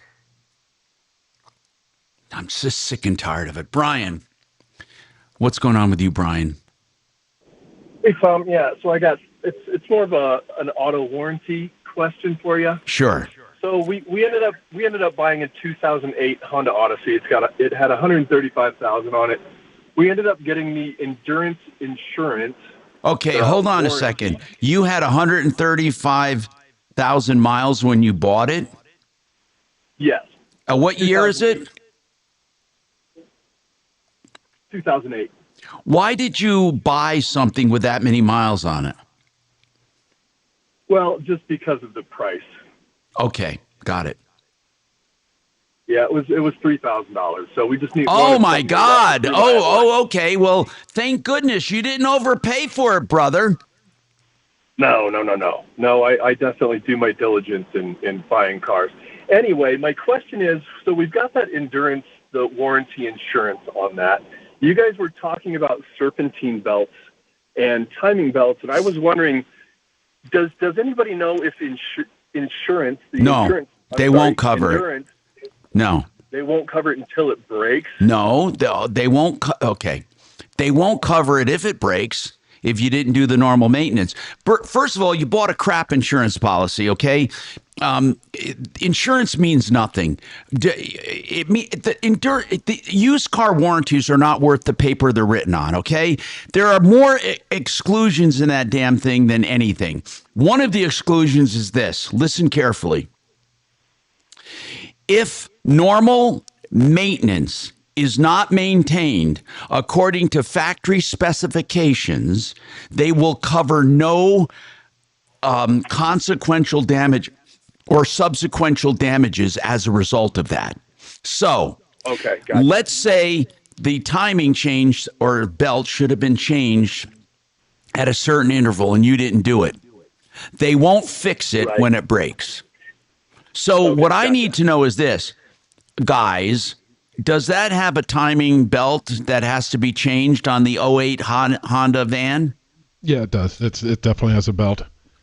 And at 130,000 miles, I would say he's due for his second one. Pretty close. Yeah, and that is considered a maintenance item. There's not a warranty company out there that's going to touch it any different than your brakes. Yeah, the only way you get away with them paying for it if your water pump leaks. They may pay for the water pump and then cover part of your labor, just as an overlap. So, Brian, that's all I needed. Brian, do you know when the last time the belt was changed? You know what? I don't, because I was looking through the paperwork that was there and I don't see it. So I'm a little concerned. I'll probably just get that done as soon as possible. What would that cost? Like about $800 maybe. Okay. And you were hoping the warranty would cover it. So.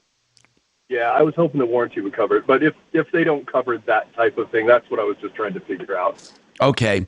Yeah. Sheridan Auto, do they have a price for that? Sheridan Auto, what do you think, guys? Yeah, if you call the shop, they can put an estimate together for you. Do you have any idea, any guess as to what it might be, Kev? They vary. I mean, it's anywhere from probably $800-900 to $1,400-1,500, something in that range. Wow. Okay. Because we'll do the water pump, we'll do all the pulleys, we do everything together. We don't just do the belt. Right. Okay. So there's a timing belt water pump kit, plus labor. But Isaiah's good at popping an estimate to you. He'll look it up and text it to you. All right. Thank you for calling. Thank you for calling. At least you didn't overpay for that sucker, so I don't feel too bad for you. He paid $3,000. That's not bad for that, is it, guys? What do you think?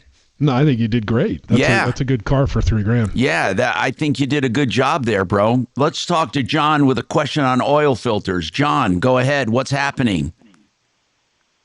Yeah, just was wondering, talking about synthetic oil versus regular oil, and what's good for a filter? I think that's one of the crucial parts of trying to keep the oil Okay, clean. you know what? That's a good question. Hold on. We talk about synthetic oil. What about, is there a such thing as special synthetic oil filters for synthetic oil? More on that coming up.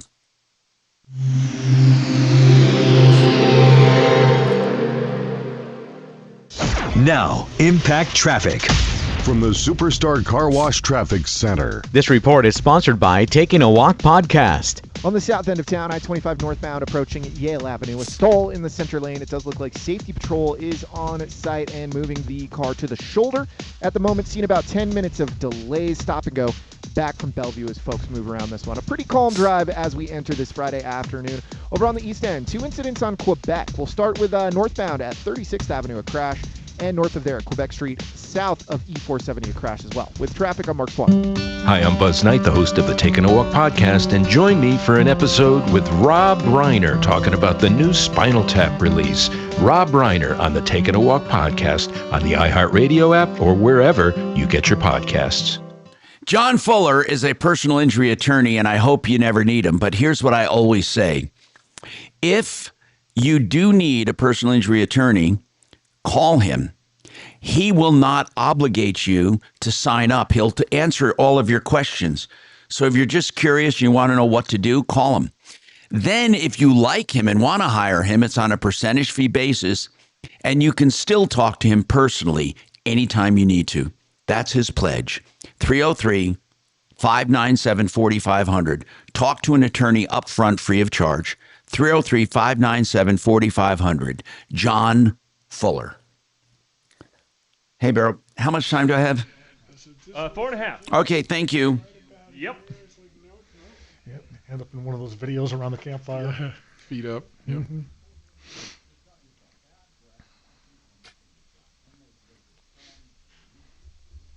Not an oil issue with a Hyundai.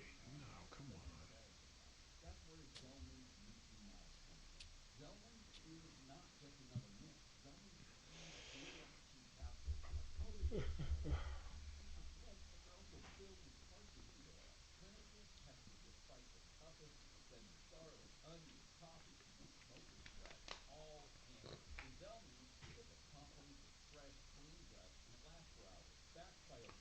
Think they get a big break on doing 500 commercials in an hour? Beats me.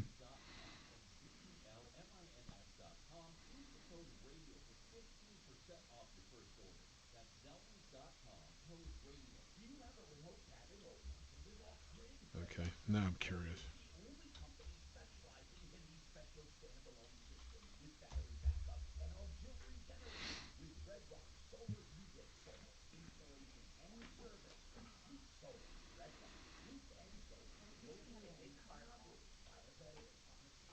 Did say Zellman's, didn't he? What's that? The commercial Zellman's? I don't know. I've tuned it out. Oh, sorry. If I'm relying on you, because I can't hear. Well, my wife says the same damn thing. I don't know why I rely on you.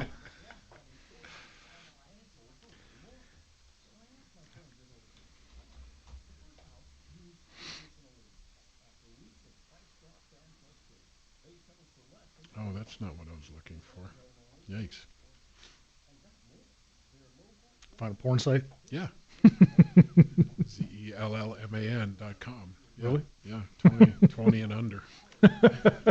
20 and under? 20 or 25 and under, whatever. I didn't really read it. I was just kind of like, oh, crap, where's the camera?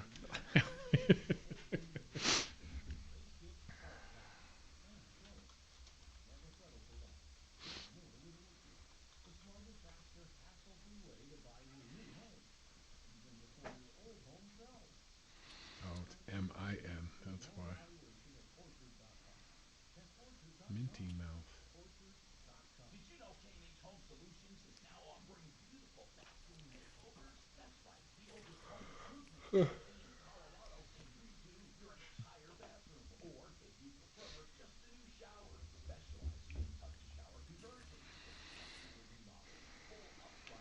You had a lot of luck on internet advertising and stuff. Like they generally return stuff. My gal's been doing a lot of stuff on Bing. Yeah, it's a heck of a lot cheaper, and we can actually go through and each week she calls me and go through search results and click-throughs and whatnot, and she refines it. So. Oh, I'm sorry. I'm still thinking on how to do it. I forgot. The planning's the most important part. I was trying to get Doc's credit card, and he wouldn't give it to me. Well, no, it was broke. I wanted to use Doc's.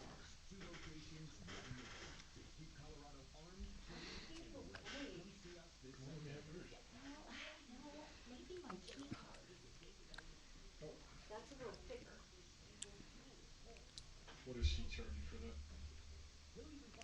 Well, I mean, I'm $1,000 a month just to do the.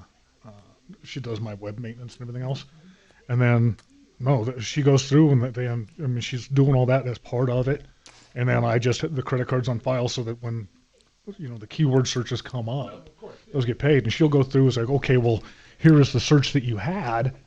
It produced one click, but it was searched 3 times, but it's $12 every time it comes up when we get rid of it. So.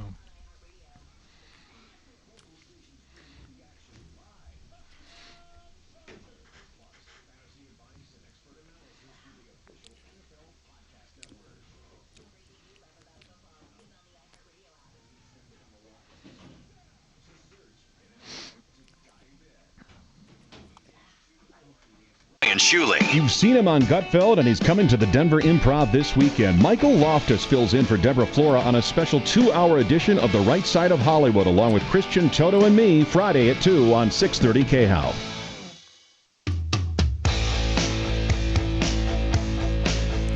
Hi, Tom Martino here, 303-713-TALK, 713-8255. Welcome to the show. Wow.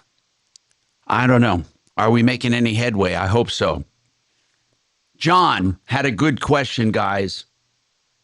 How do oil filters work when it comes to synthetic oil? Use a regular filter, or are there special filters? What about it? Well, there isn't really a special filter per se, and we were talking off the air a little bit too. I mean, if you're buying a car today, everything's synthetic. So the oils you're using are synthetic. But as far as oil filters themselves are concerned, you don't want to go with the cheap Charlie, $2 off of the parts department. Sure.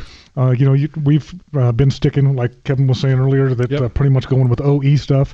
I'm a fan of Wix, but I don't go brand. with their cheaper one. I tend to go with their premium. Yeah, if they have a platinum option for the filter, go platinum.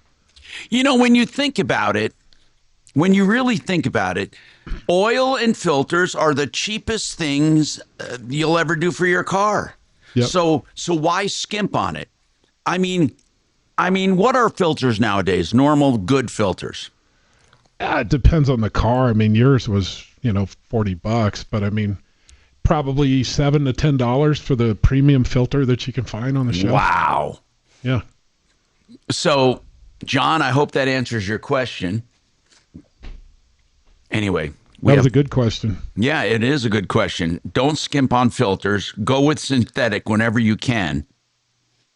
And Paris wants to talk about a 2013 Dodge Avenger. 2013 Dodge. Oh, hold on. What just happened here? Hold on. What just Why am I hearing an echo? Hold on. That might be me here. Let me Why am I hearing an echo? Hold on. That might be me here. I don't know how that happened. I don't know where I'm getting that from, guys. Is that from it's not from me. Him. Oh, it was him? Okay. Let's go and talk to Paris. Paris, what's going on? Paris, what's going on? All right. Guys, what's happening with this echo? I can't take it. It's not him. me. Then hang up. We're not talking to him, okay? Just hang up. Let's go to the next call. Stephen, what's happening with you? Stephen, welcome to the show. Hello, it's me. Yes. Martino. Yes, Stephen, what's going on? Oh, I have 18 Tucson, but will be consume too many oil.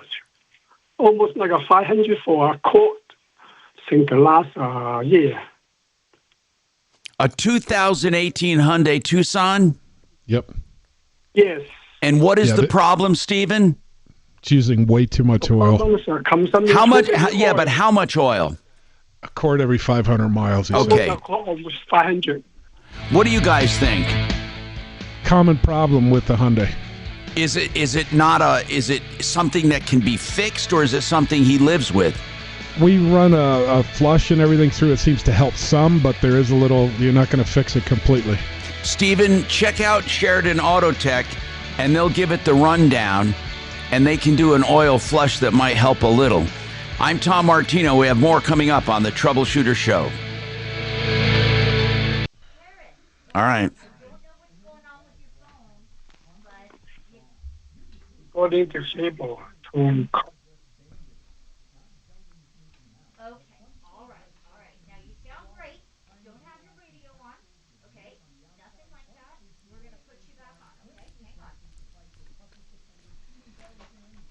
Hey, Kelly, get your cabinet open.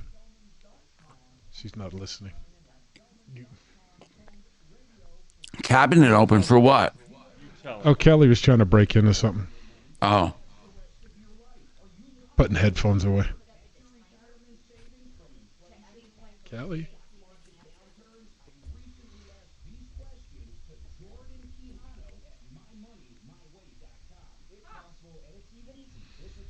Oh, the cabinet's open. Oh, really? Oh, really? Hey.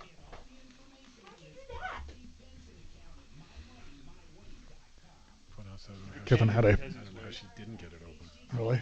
Yeah.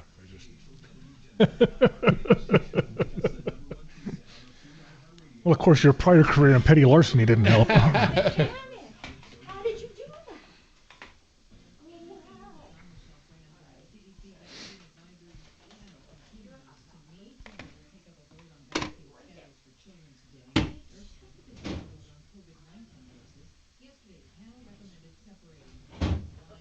What was that echo from, do you think? His phone. Why would it feedback like that? Either he's got us on some kind of Bluetooth device or he's Oh. on speaker or something. Okay.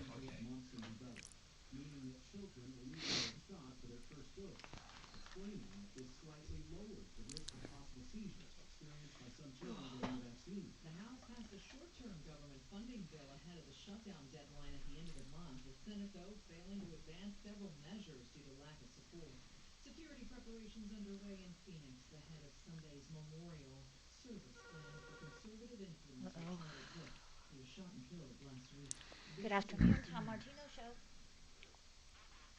Oh, all I hear is static. Please call me right back.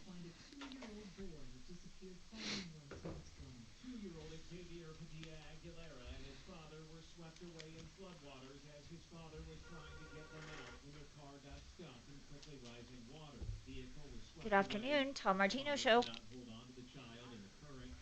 Yes, I can. Anti-protesters are going to be at the memorial. Anti-Charlie protesters? Motor cars? Why can't they just leave it? It's like that group. I would hope for something solemn like that, Yeah, that the city that's would make what sure we're to doing keep right them now. at bay. We're working with her directly to do that, so we're already on top of that. But thank you very much. Baptist church would show up to protest Mhm. military funerals and stuff. Seriously. And then you had some of the bike clubs ended up showing up, and Yeah. so it's like, no, you're not doing that here. Convincing him it wasn't a good idea. Mhm. Well, sometimes that's what it takes.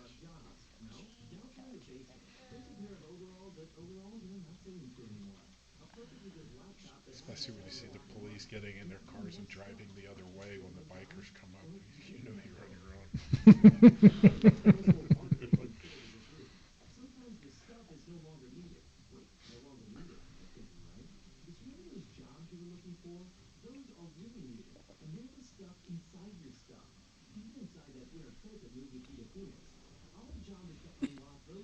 You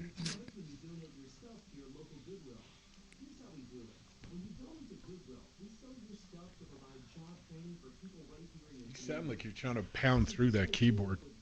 I know. Just got to get the exercise, build the Gotta get strength the back exercise, yeah.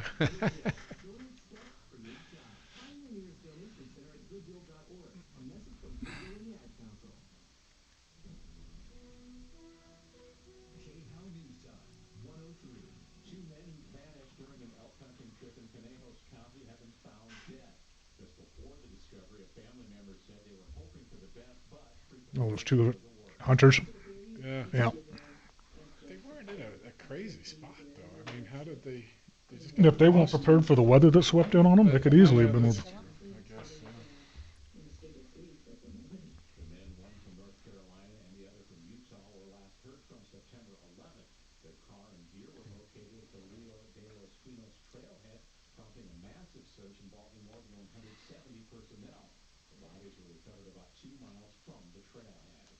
That's one of them got hurt or something, too, you know. It's easy to get spun around in some places.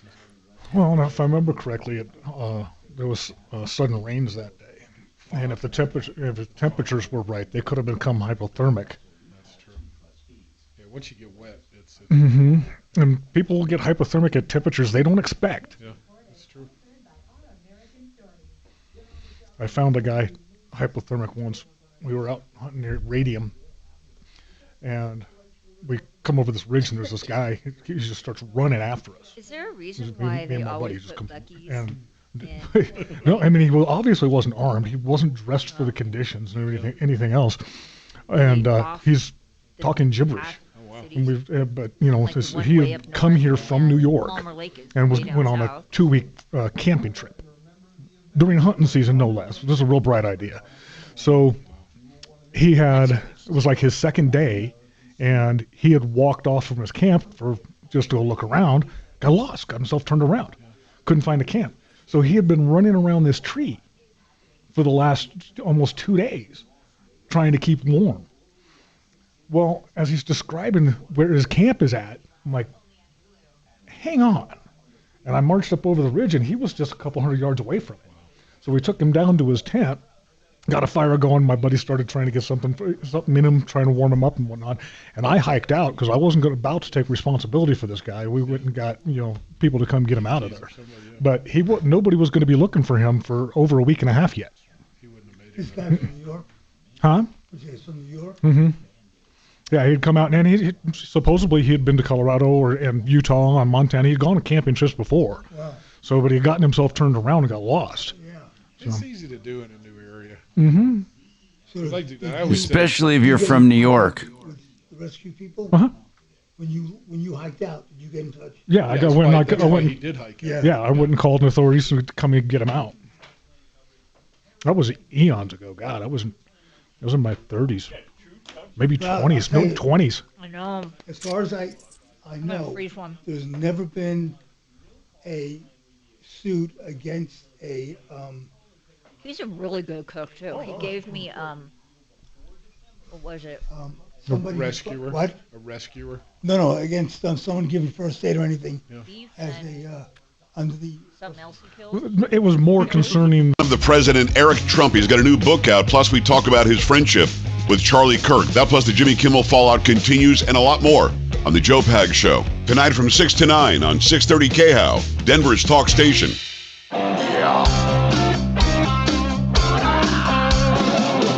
Ripped off, bad news. You need advice so you don't have to lose. We'll come running just as fast as we can. Troubleshooter's gonna help the common man. This is the Troubleshooter Show. Now, Tom Martino. Hello, Tom Martino here. Welcome. 303-713-TALK, 713-8255. Let's talk to you about your problems, questions, and complaints. Eric wants to talk about his cabin. Eric, what's going on? Hey, man. Sorry to call you on a car day. It doesn't matter. We take any and all calls, man. Any and all calls. All right, buddy. So we got my cabin got hit by a tornado a while back. I talked to you a few weeks ago about the insurance side of this. But yes. Now we're reading the rebuild process and getting a permit to replace the deck that was there. It's close. They were asking me when I was filing for the permit, is it within 100 feet of the creek that's on my property? And it's getting close. And I'm wondering if I'm just replacing exactly what was there before, am I grandfathered into old guidelines, or am I now up against whatever the newest? You're up against the new. Once it is destroyed and you have to replace it, you're under the new guidelines. Wow. Like I can't get into my cabin without building a deck. And if they call well, me, you can ask for a variance. Hold on.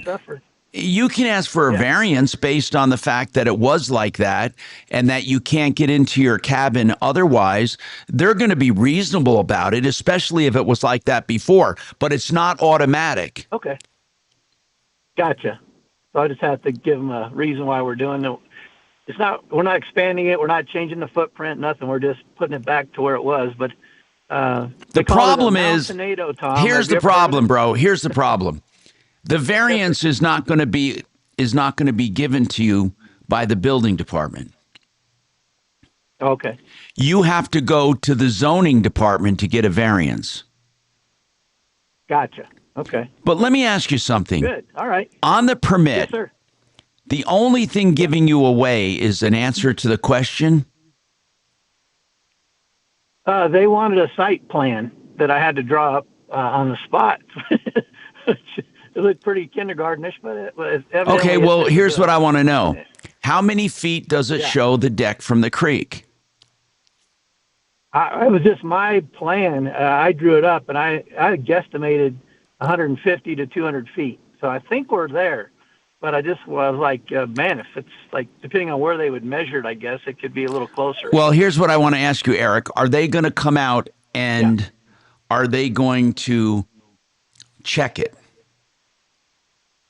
That's a good question because it is out in the middle of BFE, and so if it's just a few feet here or there, I doubt anyone's going to take the tape measure out. Okay. And I'm not telling you to lie, but it was like that before. I doubt anyone's going to come out, and even if they do come out, I doubt they're going to bring a tape measure with them. I wouldn't bother getting into the weeds on this one. Right. I appreciate that, and you kept me out of trouble for about 2 or 3 decades, so I appreciate all your help over the years. Okay, well, listen, man, thank you for calling. I appreciate it. 303-713-8255. Now we're going to go back to Paris, and hopefully we don't have that echo on the line anymore. Paris, go ahead. What's going on, Paris? Hey, how's it going? So I've actually got getting the runaround with this dealership. Tell me what the issue is.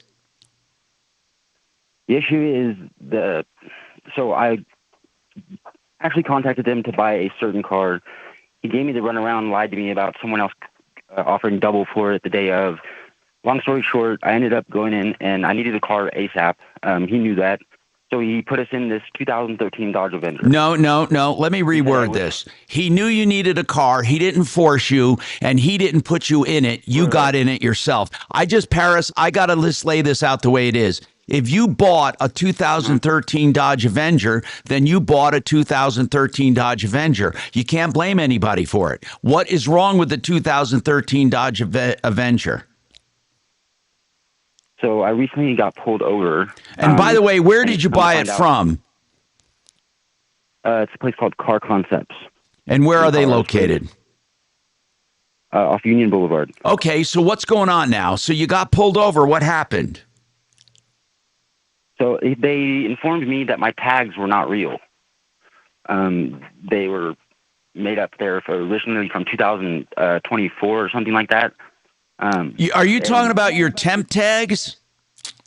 My temp tag, yes. They said they were not real. What do they mean by that? Mm-hmm. They said that they had been, I guess, forged. They're not real. Okay. They're old. Yeah. Okay. So that's a bad news. True. So to make things worse, I realized that the horn didn't work. And then one day I was messing with my headrest and it popped open. Paris, are you complaining about the tags or are you complaining about the car? I'm a little confused right now.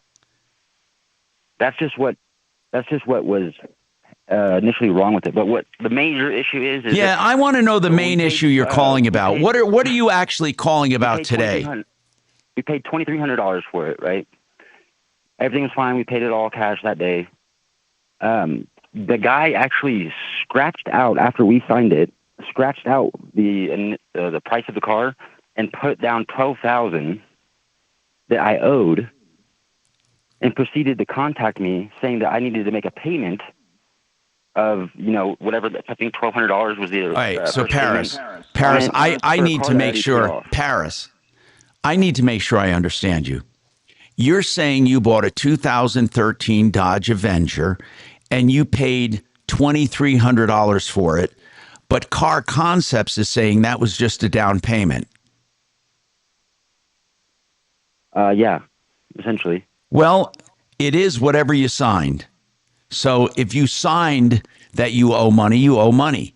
If you didn't, you don't. No, I signed the paper saying that I paid for the car in full, and he proceeded to scratch out the payment, the amount that I paid. Yeah, but here's what I need to know, Harris. When you paid the $2,300 and got a receipt for it, even if he scratched it out on his copy, it's not on your copy. No, you said it's not on my copy. Yes, it is on my copy. Well, how did you let him scratch out on your copy? When you got a receipt for paying for the car, how did he get a hold of your copy of the receipt? Well, he did it initially. So when we signed everything and everything was cool, on the pages that he rips off and gives to us, he must have done it right after you signed it. We had signed it. Okay. Three of us in the room. So hold on. Is it obvious, Paris? Is it obvious that he signed it? I mean, that he scratched it out? Oh, it's very obvious. Okay. So he is saying you owe him money. Correct. Can you get us a copy of that? I got to see what you're talking about. When you tell him you bought it for $2,300, I don't even know. How much would a 2013 Dodge Avenger go for? I don't even know. Looking online, they're anywhere between $6,000 and $12,000, $13,000. Yeah. I don't know. Why did you think you were getting it for $2,300? Do you think he did that to trick you? Oh, definitely, considering that we went up there to purchase a car that actually cost. He had it posted at $1,800, so we went up there with cash to buy it outright. I mean, and when we paid, he said that we paid for the taxes and everything. He knew how much money we had in our budget. Like I said, he gave us a runaround, wouldn't sell us the car we wanted, and put us in this one, the one I bought. Paris, will you stop saying, not Paris, I'm sorry. Will you, it is Paris. Paris, stop saying that he wouldn't sell you the car you wanted and put you in another one. You bought that car, period. You bought that car. He didn't put you into it. You put yourself into it. Okay? I can't go with this mental concept that you didn't buy it. You did buy it. You chose it. You paid for it. Now I'll help you with the other problem. But stop making excuses that he wouldn't sell you the one you wanted. Guess what? If someone doesn't sell me what I want, I walk away. I don't make them put me in another car. It's not an excuse. It is an excuse. He didn't put you into that car. He didn't force you to buy it. Did he force you to buy it? Okay, obviously, no. But you're taking what I'm saying wrong. I'm taking it literally. I'm taking what you're saying literally. Listen, Paris, if you want help with this, I can help you. But I'm trying to make a point here. He did not put you in that car. You put yourself in that car and you bought it for what you thought was $2,000. What's that? Okay. So you thought it was going to be $2,300 with taxes and everything. He altered the paperwork to make it look like that was just a down payment. How much does he say you owe right now? $12,000. $12,000. Did you tell him that he's full of crap? Yes, he knows that. So where's the car? Where's the Dodge Avenger right now? It's sitting in my front yard. Okay. And what is it? Does he say he's going to repossess it, or what is he threatening to do right now? Right now, we've lost contact with him. I've tried to get in contact with him about the fact that the car was supposed to not have been totaled or anything like that. He told me that it wasn't. The Like car I said, was I found out that my the horn car didn't was work. not supposed to be what? It wasn't supposed to be wrecked. Like it wasn't supposed to be. There's supposed to be nothing wrong with it. It was supposed to be totally fine, running, etc. He Well, never Paris, told me that it had been Paris, in a when wreck you had the car where checked the out horn didn't before, work. when you had the car checked out before you bought it, or did they say it had been in a wreck? Who? When No, you he had no, the his when people you checked if it you out. bought a 2013 Dodge Avenger, I was assuming you had it checked out before you bought it. We just did checked it out ourselves. I brought my okay. wife's uncle with us, and it was just kind of a quick thing. Okay. Did your wife's uncle know that it was in a wreck? No. Okay. So why didn't he notice it was in a wreck? Because it was simply he told us it wasn't, and we didn't realize the horn didn't work until after. Did you get a Carfax from and him? that's what led to us realizing that the airbags are not in the car, etc. Paris, I'm going to just tell you the truth, okay? Now, I want to help you, but I'm going to tell you the truth. You bought that car as is, and you didn't get the car checked out. You just believed everything you were told, okay? You made a giant mistake, a giant mistake. You bought that car, you believed everything you were told, and now that doesn't mean the guy can cheat you. He can't cheat you. But here's what I want to know. Are you positive he scratched out everything before, right after you paid for it? I'm positive. Okay. How are you going to prove it? I mean, it's on camera. It would be on camera. We did it right in his office. There was 3 of us present when we signed the paperwork initially. When we were talking about it. By the way, Paris, I believe you. Paris, I believe you. You thought you were buying it for $2,300. Correct. What are you going to do now? But you don't even want it for $2,300, do you? That's what we signed for, was to purchase the car for $2,300. That's what was talked about. That's what we signed it for. Yeah, here's what I'm asking. Do you want the car for $2,300? Do I want the car? For $2,300.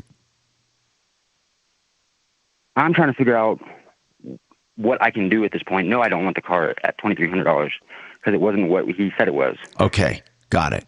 So I don't want it for $12,000. You want to undo the deal.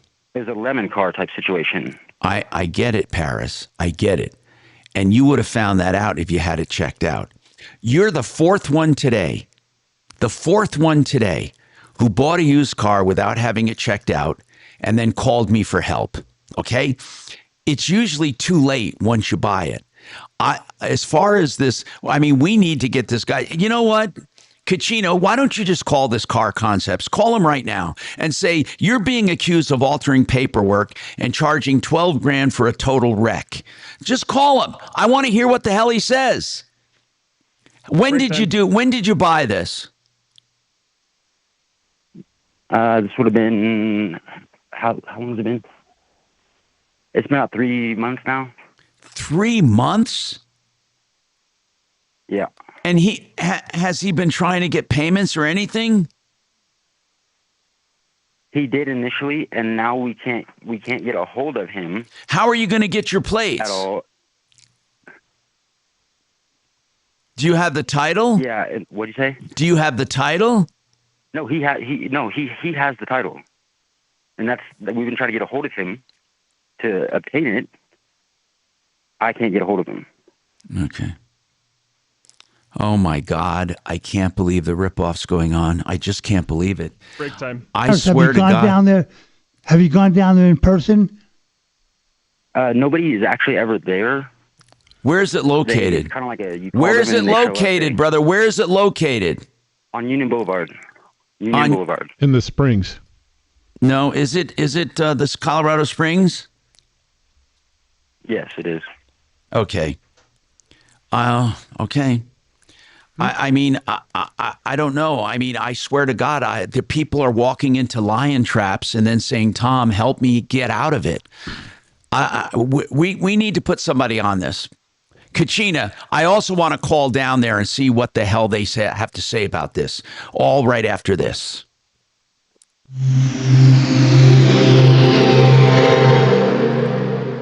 God. Picture this. You're on a date, This and is then a bad breath fucking crazy happens. show. Suddenly, you're leaning back instead of leaning in. Confidence gone. Here's the God truth. Most gum and almighty. mints are just bad breath Band-Aids, but not Zellman's Minty Mouth, the functional breath freshener you Jesus swallow. Christ. Zellman's tiny dual-action capsules are coated with powerful, delicious mint and filled with parsley seed oil, clinically tested to fight the toughest offenders, even garlic and onions. Go to Zellmans.com, that's Zellmins.com, and use code RADIO for 15% off your first order.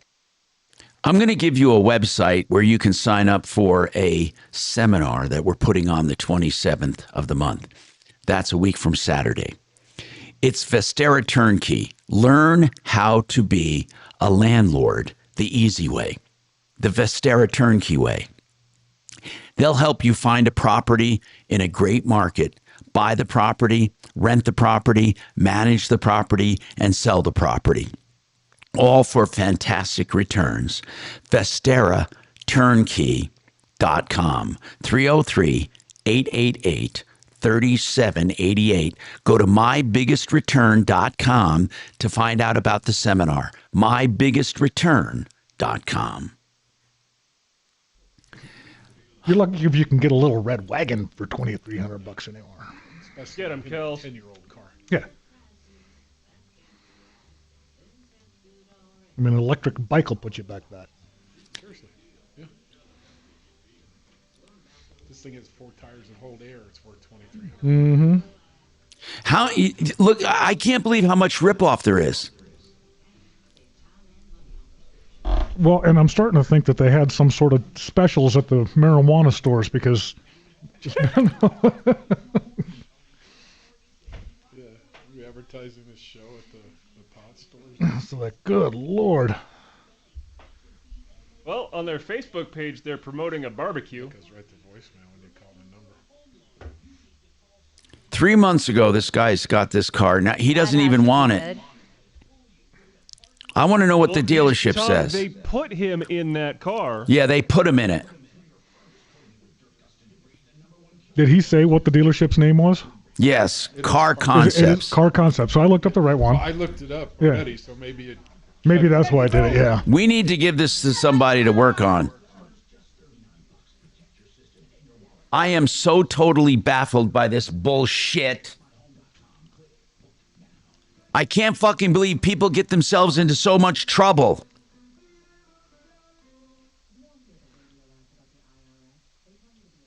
I've jumped off a cliff without a parachute, Tom. Save No, me. I swear to God. Do you notice how they word shit, though, to take the responsibility off themselves? They put me in that car. He put me in this car. I didn't want it.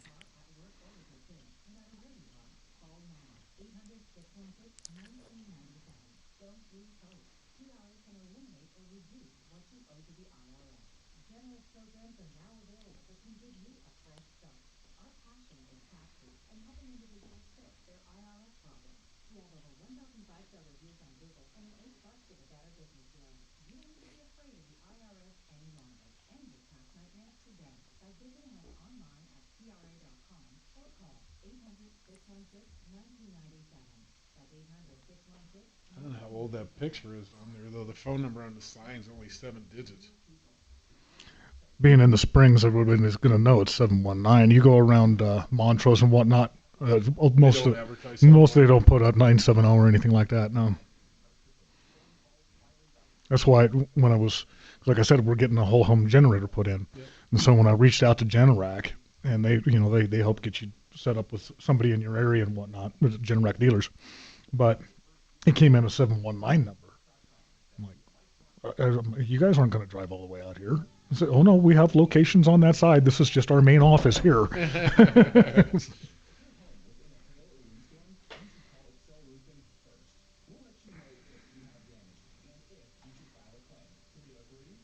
That's like the perfect car lot, though. I mean, the size. It's a big lot.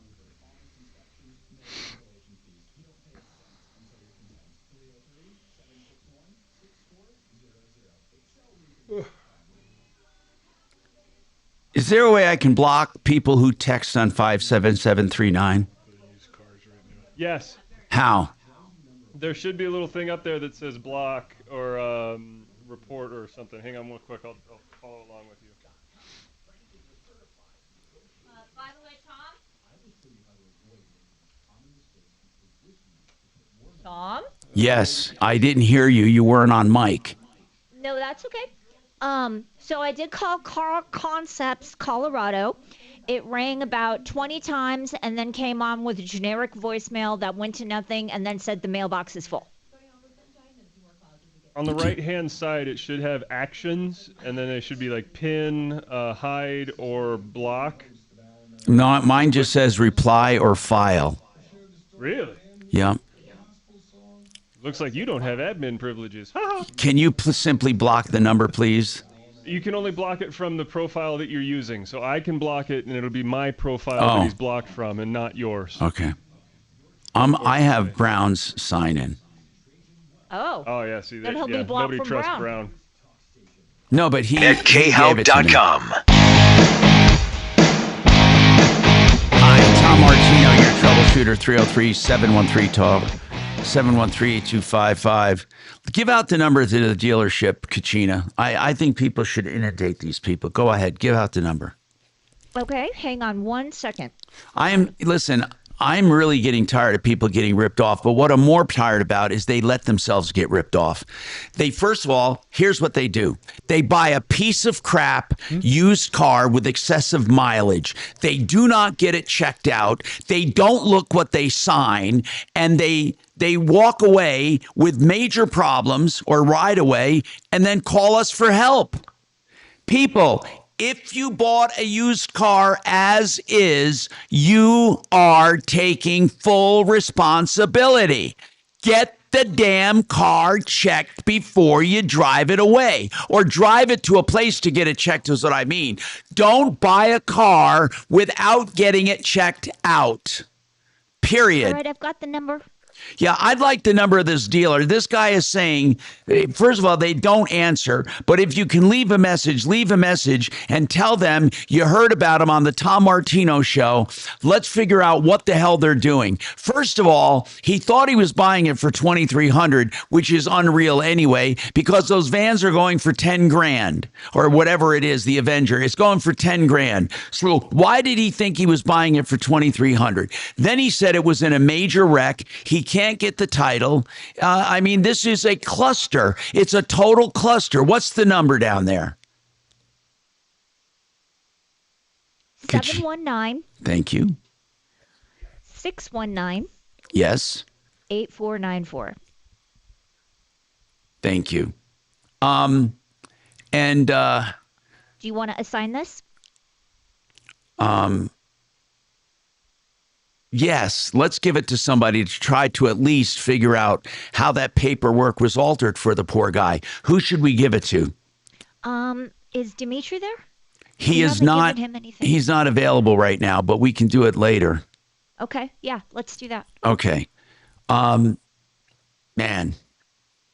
Oh, God. The problem is, Paris, when we accuse him of altering the paperwork, I don't know what proof we're going to use. Kevin, did you hear how many of these problems? Of course, Jeff, you're there too, but Kevin specifically does this used car checkout. Yep. For $120. Yep, cheap insurance. Yeah, well, this guy was in the Springs, but I'm sure he could get Honest Accurate Auto to do one. Jesse would have done it, absolutely. How many problems on this show would not occur if people checked out a car before they bought it? Well, all 4 of them today. Yeah, every single one of them. Yep, exactly. So I don't mind taking the call, because what I look for is a hook, something that we can use to get you out of trouble. But most of the time, people get themselves in trouble. 303-713-8255. I want to tell you about Fix It 24/7 right now. This $39 special for the deep, extreme clean, tune, and check. $39 if you've never had it done. That's the condition. That's the only condition.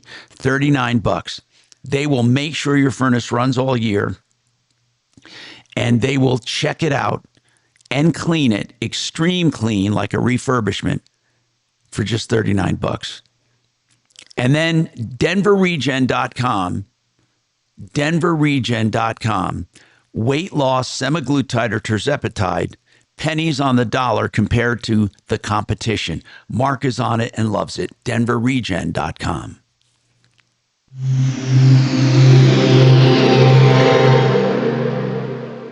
This is Denver's Talk Station with Tom Martino now. Dan Kaplis today at 4, 630 KHOW, Denver. Now, Impact Traffic. From the Superstar Car Wash Traffic Center. This report is sponsored by Red Pilled America. Some normal Friday afternoon slowdowns throughout the Denver Metro. I-25 southbound slower speeds between I-70 and Spear into downtown. Same goes for I-25 northbound. Some stop and go between Alameda and 6th. 6th Avenue eastbound slower speeds on the off-ramp to I-25 southbound. Nothing out of the ordinary there.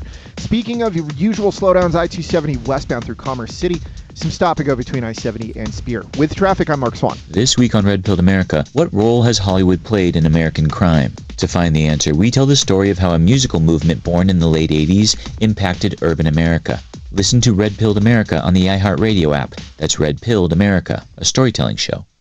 Gravina's has the greatest windows because they have the greatest selection of windows. Yes, they have 50 lines of windows. You're sure to find one that works for you. They also have multiple lines of siding and doors. Gravina's dedicated to beautifying your home, making it energy efficient, and increasing its value. They've been around more than 65 years. 950 West Evans. Gravina's, Gravina. Call 303-GRAVINA. 303-GRAVINA.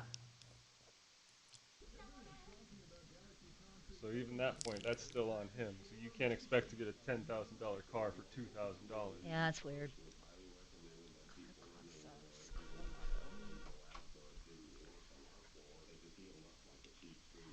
Good afternoon, Tom Martino. Oh, all I hear is static. Please call me back. Why does that happen, Kelly? No idea. It's 35-year phone system. Yeah, it's the phone system here. It happens on KOA too. Well, yeah, but in the same respect, I mean, my phones have been quiet all week. Tom so I don't Show. know that I can blame it on her. We've been having a good run, and then just all this, boom. We had a good August, real good August. Mm-hmm. Okay, can you do me a huge favor and take me off of speakerphone? What's a speakerphone?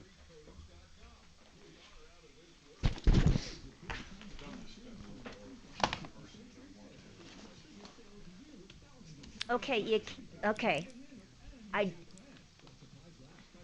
Okay. All right, you sound a little better. If you hold it really, really close to your mouth, yeah, it's a little better. What's your first name?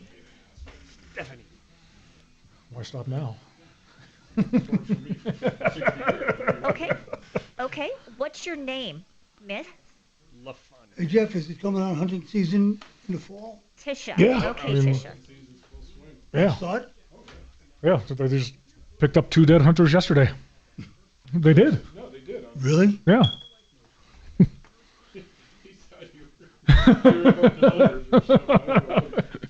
So what, is it open season on deer, elk, bear? What? Uh-huh. No. Yeah. But you need a permit for the bear, right? Uh-huh. You need, really, even for deer hunting? Cause, oh, yeah. You have to get a license, and it comes with a carcass tag. But so right now, you're in the heat. Can anybody get a deer license? I gotcha. Hang on for me. My wife got a deer license.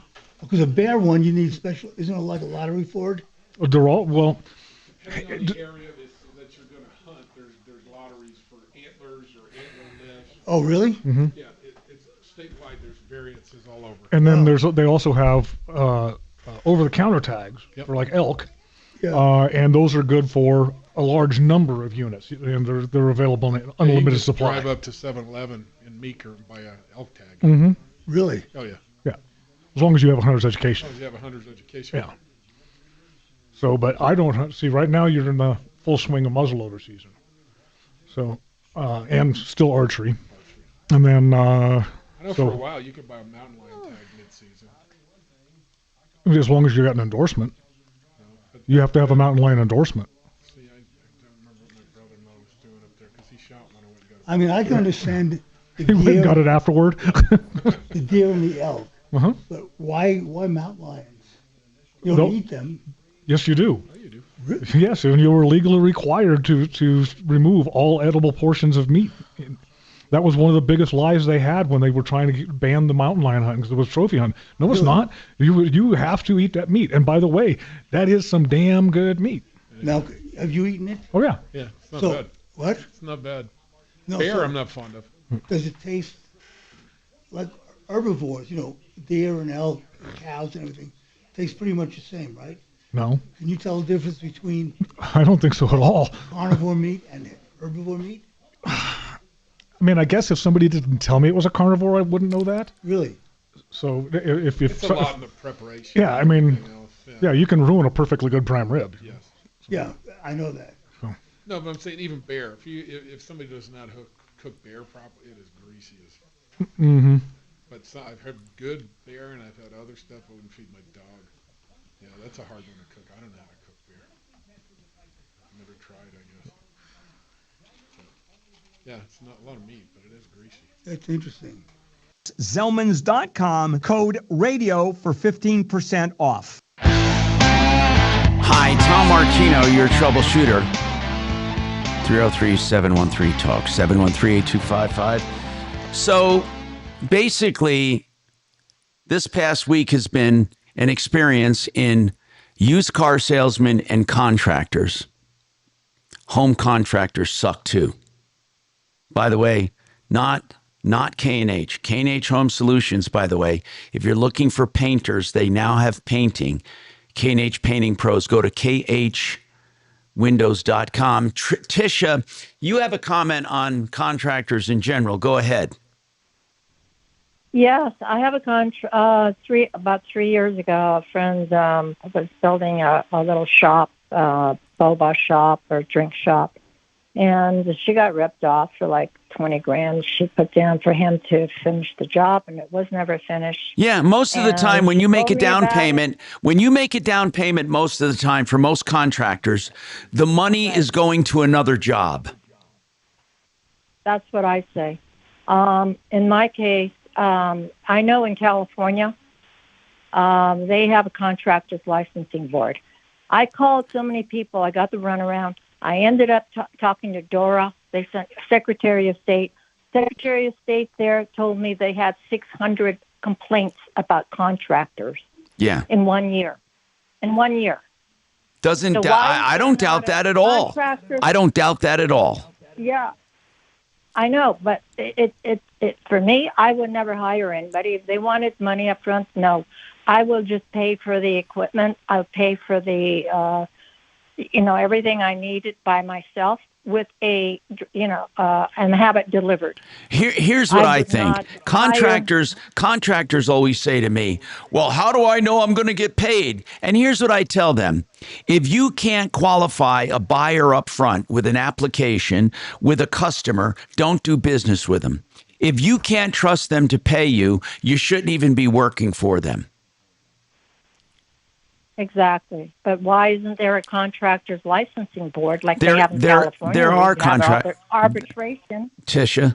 Arbitration. There and are mediation and there are contractor licensing boards all over Colorado. Why do you think there's not? No, one. It's the state. No, it's the state. There's one in California. Yeah, and everybody go and you open up arbitration and it's one and there's an attorney there and they listen to both sides and you bring all your discovery, everything, and then they make a decision. Well, that they owe you this amount of money, and if they don't pay, they lose their license. And this is for the state. The state handles this. The state pays for this board. It's not all these different boards that whoever opens them up, privately, whatever. This is a state thing.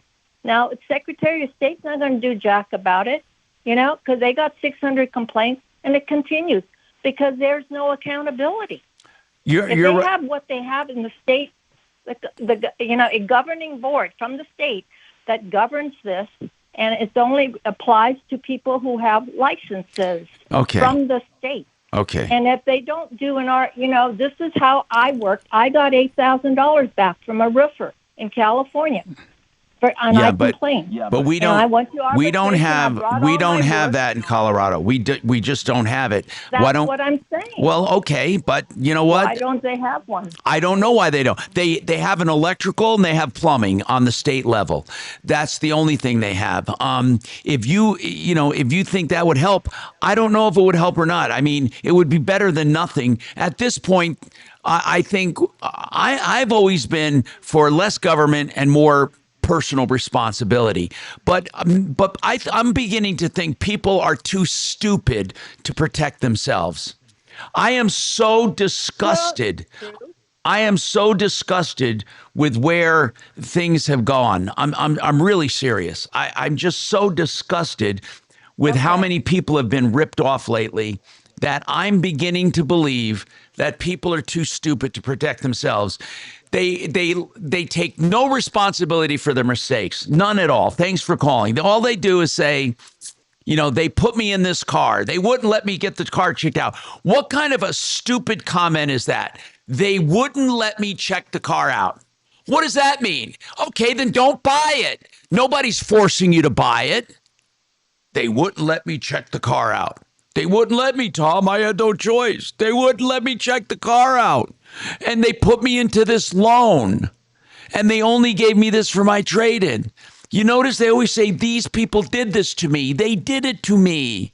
That's because each one of these callers, they were brought up with mommy and daddy and total entitlement. They never learned to protect themselves.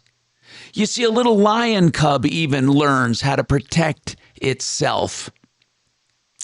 We don't learn how to protect ourselves anymore because mommy and daddy or the government will take care of us. Yeah, mommy, daddy, and the government. Guess what? All of a sudden they find out, wait a minute, mommy and daddy lied to me. The world doesn't cater to me. Oh, boo-hoo. Now I got to go to the government. But guess what? The government doesn't cater to you either. Look in the mirror. That is the person who is responsible to you. I say this out of love. It may not sound very loving right now, but my heart actually aches for these people that called in today. I feel bad for Paris, who thought he was buying a $12,000 vehicle for $2,300 and was shocked to see that the $2,300 was only a down payment. He said they scribbled it out after I signed it. And what about the 2008 Honda van with 130,000 miles on it that Brian bought? He wanted to know, will my warranty cover the timing belt, which is normal maintenance? What about Rhonda? Bought a 2018 Honda Accord with 120,000 miles on it, and it immediately went into limp mode.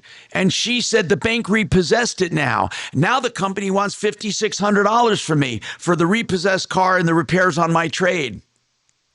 How do people get in these problems? What about Brett, who called and said, I applied for a job. I went through the process online. I signed a contract and they didn't tell me I had to work 8:30 to 4:30 every day. They didn't tell me that. I thought I was able to pick my own hours. For God's sakes. I swear to God, we listen to this every day, people. Let's start helping each other. If you have a friend like any of these, kick him in the ass. Put him in front of a mirror and tell them this is the person responsible. We got more coming up.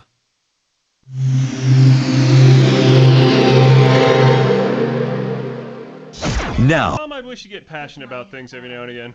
It is sponsored by Red Pilled America. Some normal Friday afternoon slowdowns throughout the Denver My Metro. God, I-25 I am so southbound fucking slower sick and speeds tired. between I-70 and Spear into downtown. Same goes for I-25 northbound. Show some emotion every now and again. Jeez. Yeah. 6th Avenue eastbound, slower speeds on the off-ramp to I-25 southbound. Nothing out of the ordinary there. Speaking of your usual slowdowns, I-270 westbound through Commerce City. Some stop and go between I-70 and Spear. With traffic, I'm Mark Swan. This week on Red Pilled America, what role has Hollywood played in American crime? To find the answer, we tell the story of how a musical movement born in the late 80s impacted urban America. Listen to Red Pilled America on the iHeartRadio app. That's Red Pilled America, a storytelling show. Hey, if you're getting a bathroom done, think about Discount Bath. They really mean it. They do discounts, deep discounts on their custom bathrooms, whether it's for a fix and flip, a rental, or your dream home. They have different levels of trim, and they can give you different levels and different pricing, but they're all discounted.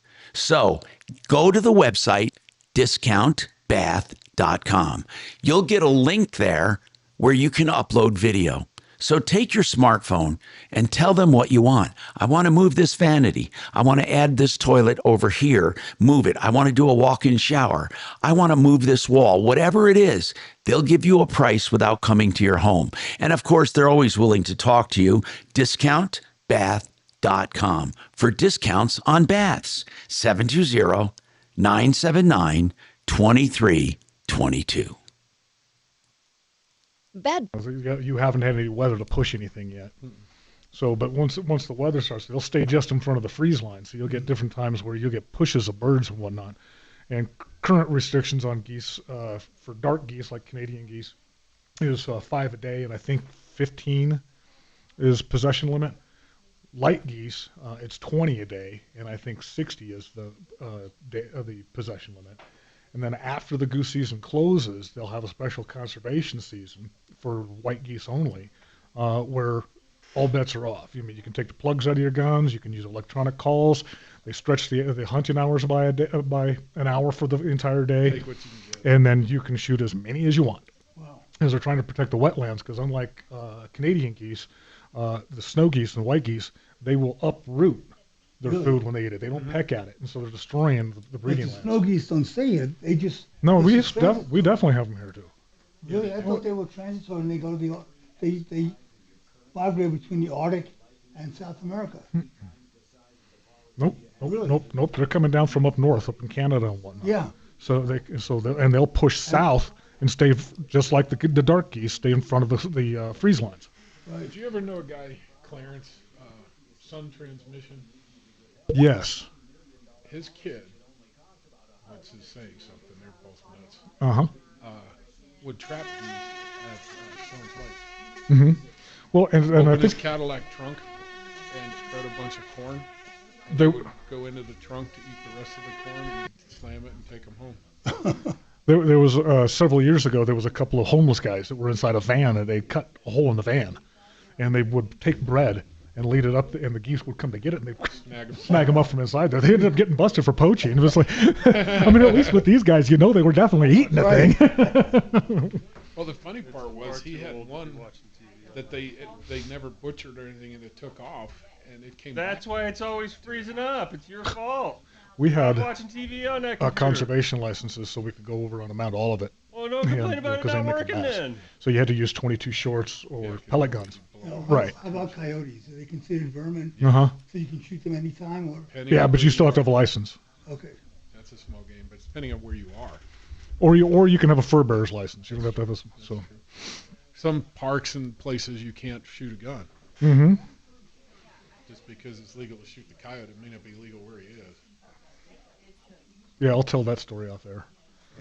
Are there different seasons for guns and bows and arrows? Yes. Yep. It's really? Yes. Archery.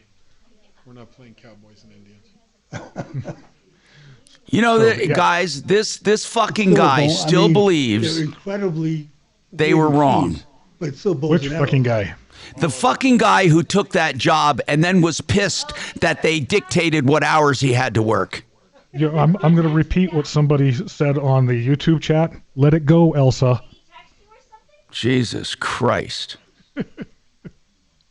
But they didn't tell me I had to work this. I need to go get my kids from school. Did he text you though? He's texting. He hasn't shut up once on YouTube about it. Oh, seriously? Oh my God. Yeah, he applied for a job and he's pissed off that they had working hours he had to adhere to. And they didn't tell him ahead of time. I don't even know how fucking more stupid you can be. Actually, I there's no category for it. I guess it's being a fucking insect or something. Well, give him $2,300 and see if he tries to buy a car. I could add up the IQs right now of the callers I've had today, and I wouldn't get a fucking 25-cent piece. Nope. Still on one hand. Yeah. In for Deborah Flora on a special 2-hour edition listen, of I The Right love Side people. of I wanna Hollywood, help along people. with Christian, Toto, and me, Friday at But 2 it's on getting more and 630 more K-House. difficult. Hey, Anthony, I'm Tom Martino.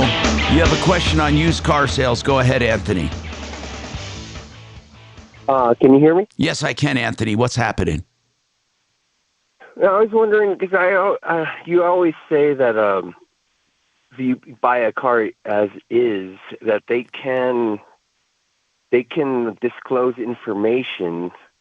So you have to ask the right questions. No. Here's what I said. If you buy a car as is, absolutely everything is on you. Everything. Okay. Okay? Just assume everything is on you. As soon as you drive off the lot, everything that happens to that car is yours. Now, if they lied to you, that's different. Yeah, but that's what I was see, gonna ask you. but here's the problem, Anthony. How do you even prove they lied to you? Why would anyone take on that responsibility to have to go to court and prove someone lied to you or cheated you? It's much easier. Either one, don't buy cars as is, or two, if you're going to buy them as is, make sure you know what the is means. Okay? The as is. Take it to a mechanic and have them go through it from top to bottom.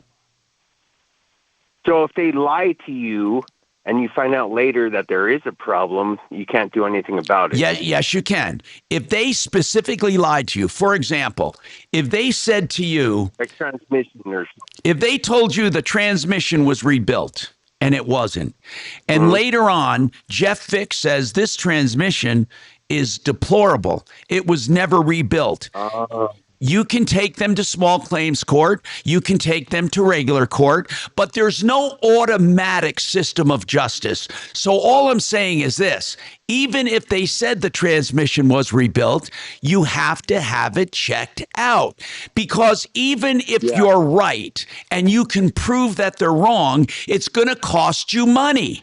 It's easier just not to believe anyone about anything and get the car checked out. I am not telling you they have a right to lie and cheat. They don't. But it takes you and your money to prove that. Why put yourself in the position? Why would you have to put yourself in a position to hire an attorney and to go after people? Why would you do that? Don't put yourself in that position. I would assume. I was just curious about that. I was just thinking about that, everything you were talking about today. Yeah. It was like, if someone was in that situation, can they, if they lied about it, if they can You're right. remedy that? They're not allowed, Anthony, you're correct. They're not allowed to lie to you. But as I said, if someone lied to you, it would cost you time and money to prove it. Okay? Because it's not automatic. It's not like you can go to God and say, God, he lied about this, and then they undo the deal. It doesn't work that way. If someone lied to you, you still have the burden of going after that person. That is a big burden. I mean, especially if a dealer wants to fight you over it. You'd have to bring in proof. You have to bring in experts. My God in heaven, you're making yourself go through all kinds of stuff you don't have to go through. But you're right. They're not allowed to lie to you. But mommy and daddy won't be there to bail you out. I'm Tom Martino, and I swear to you, I love helping people. I do. I love it. But you gotta help me too. Help yourself. Have a good weekend. All right, you're clear, buddy. See ya. Do I sound Tom pissed Martino. off enough? And stay Always. 630 Okay, KHOW.com. Oh, man.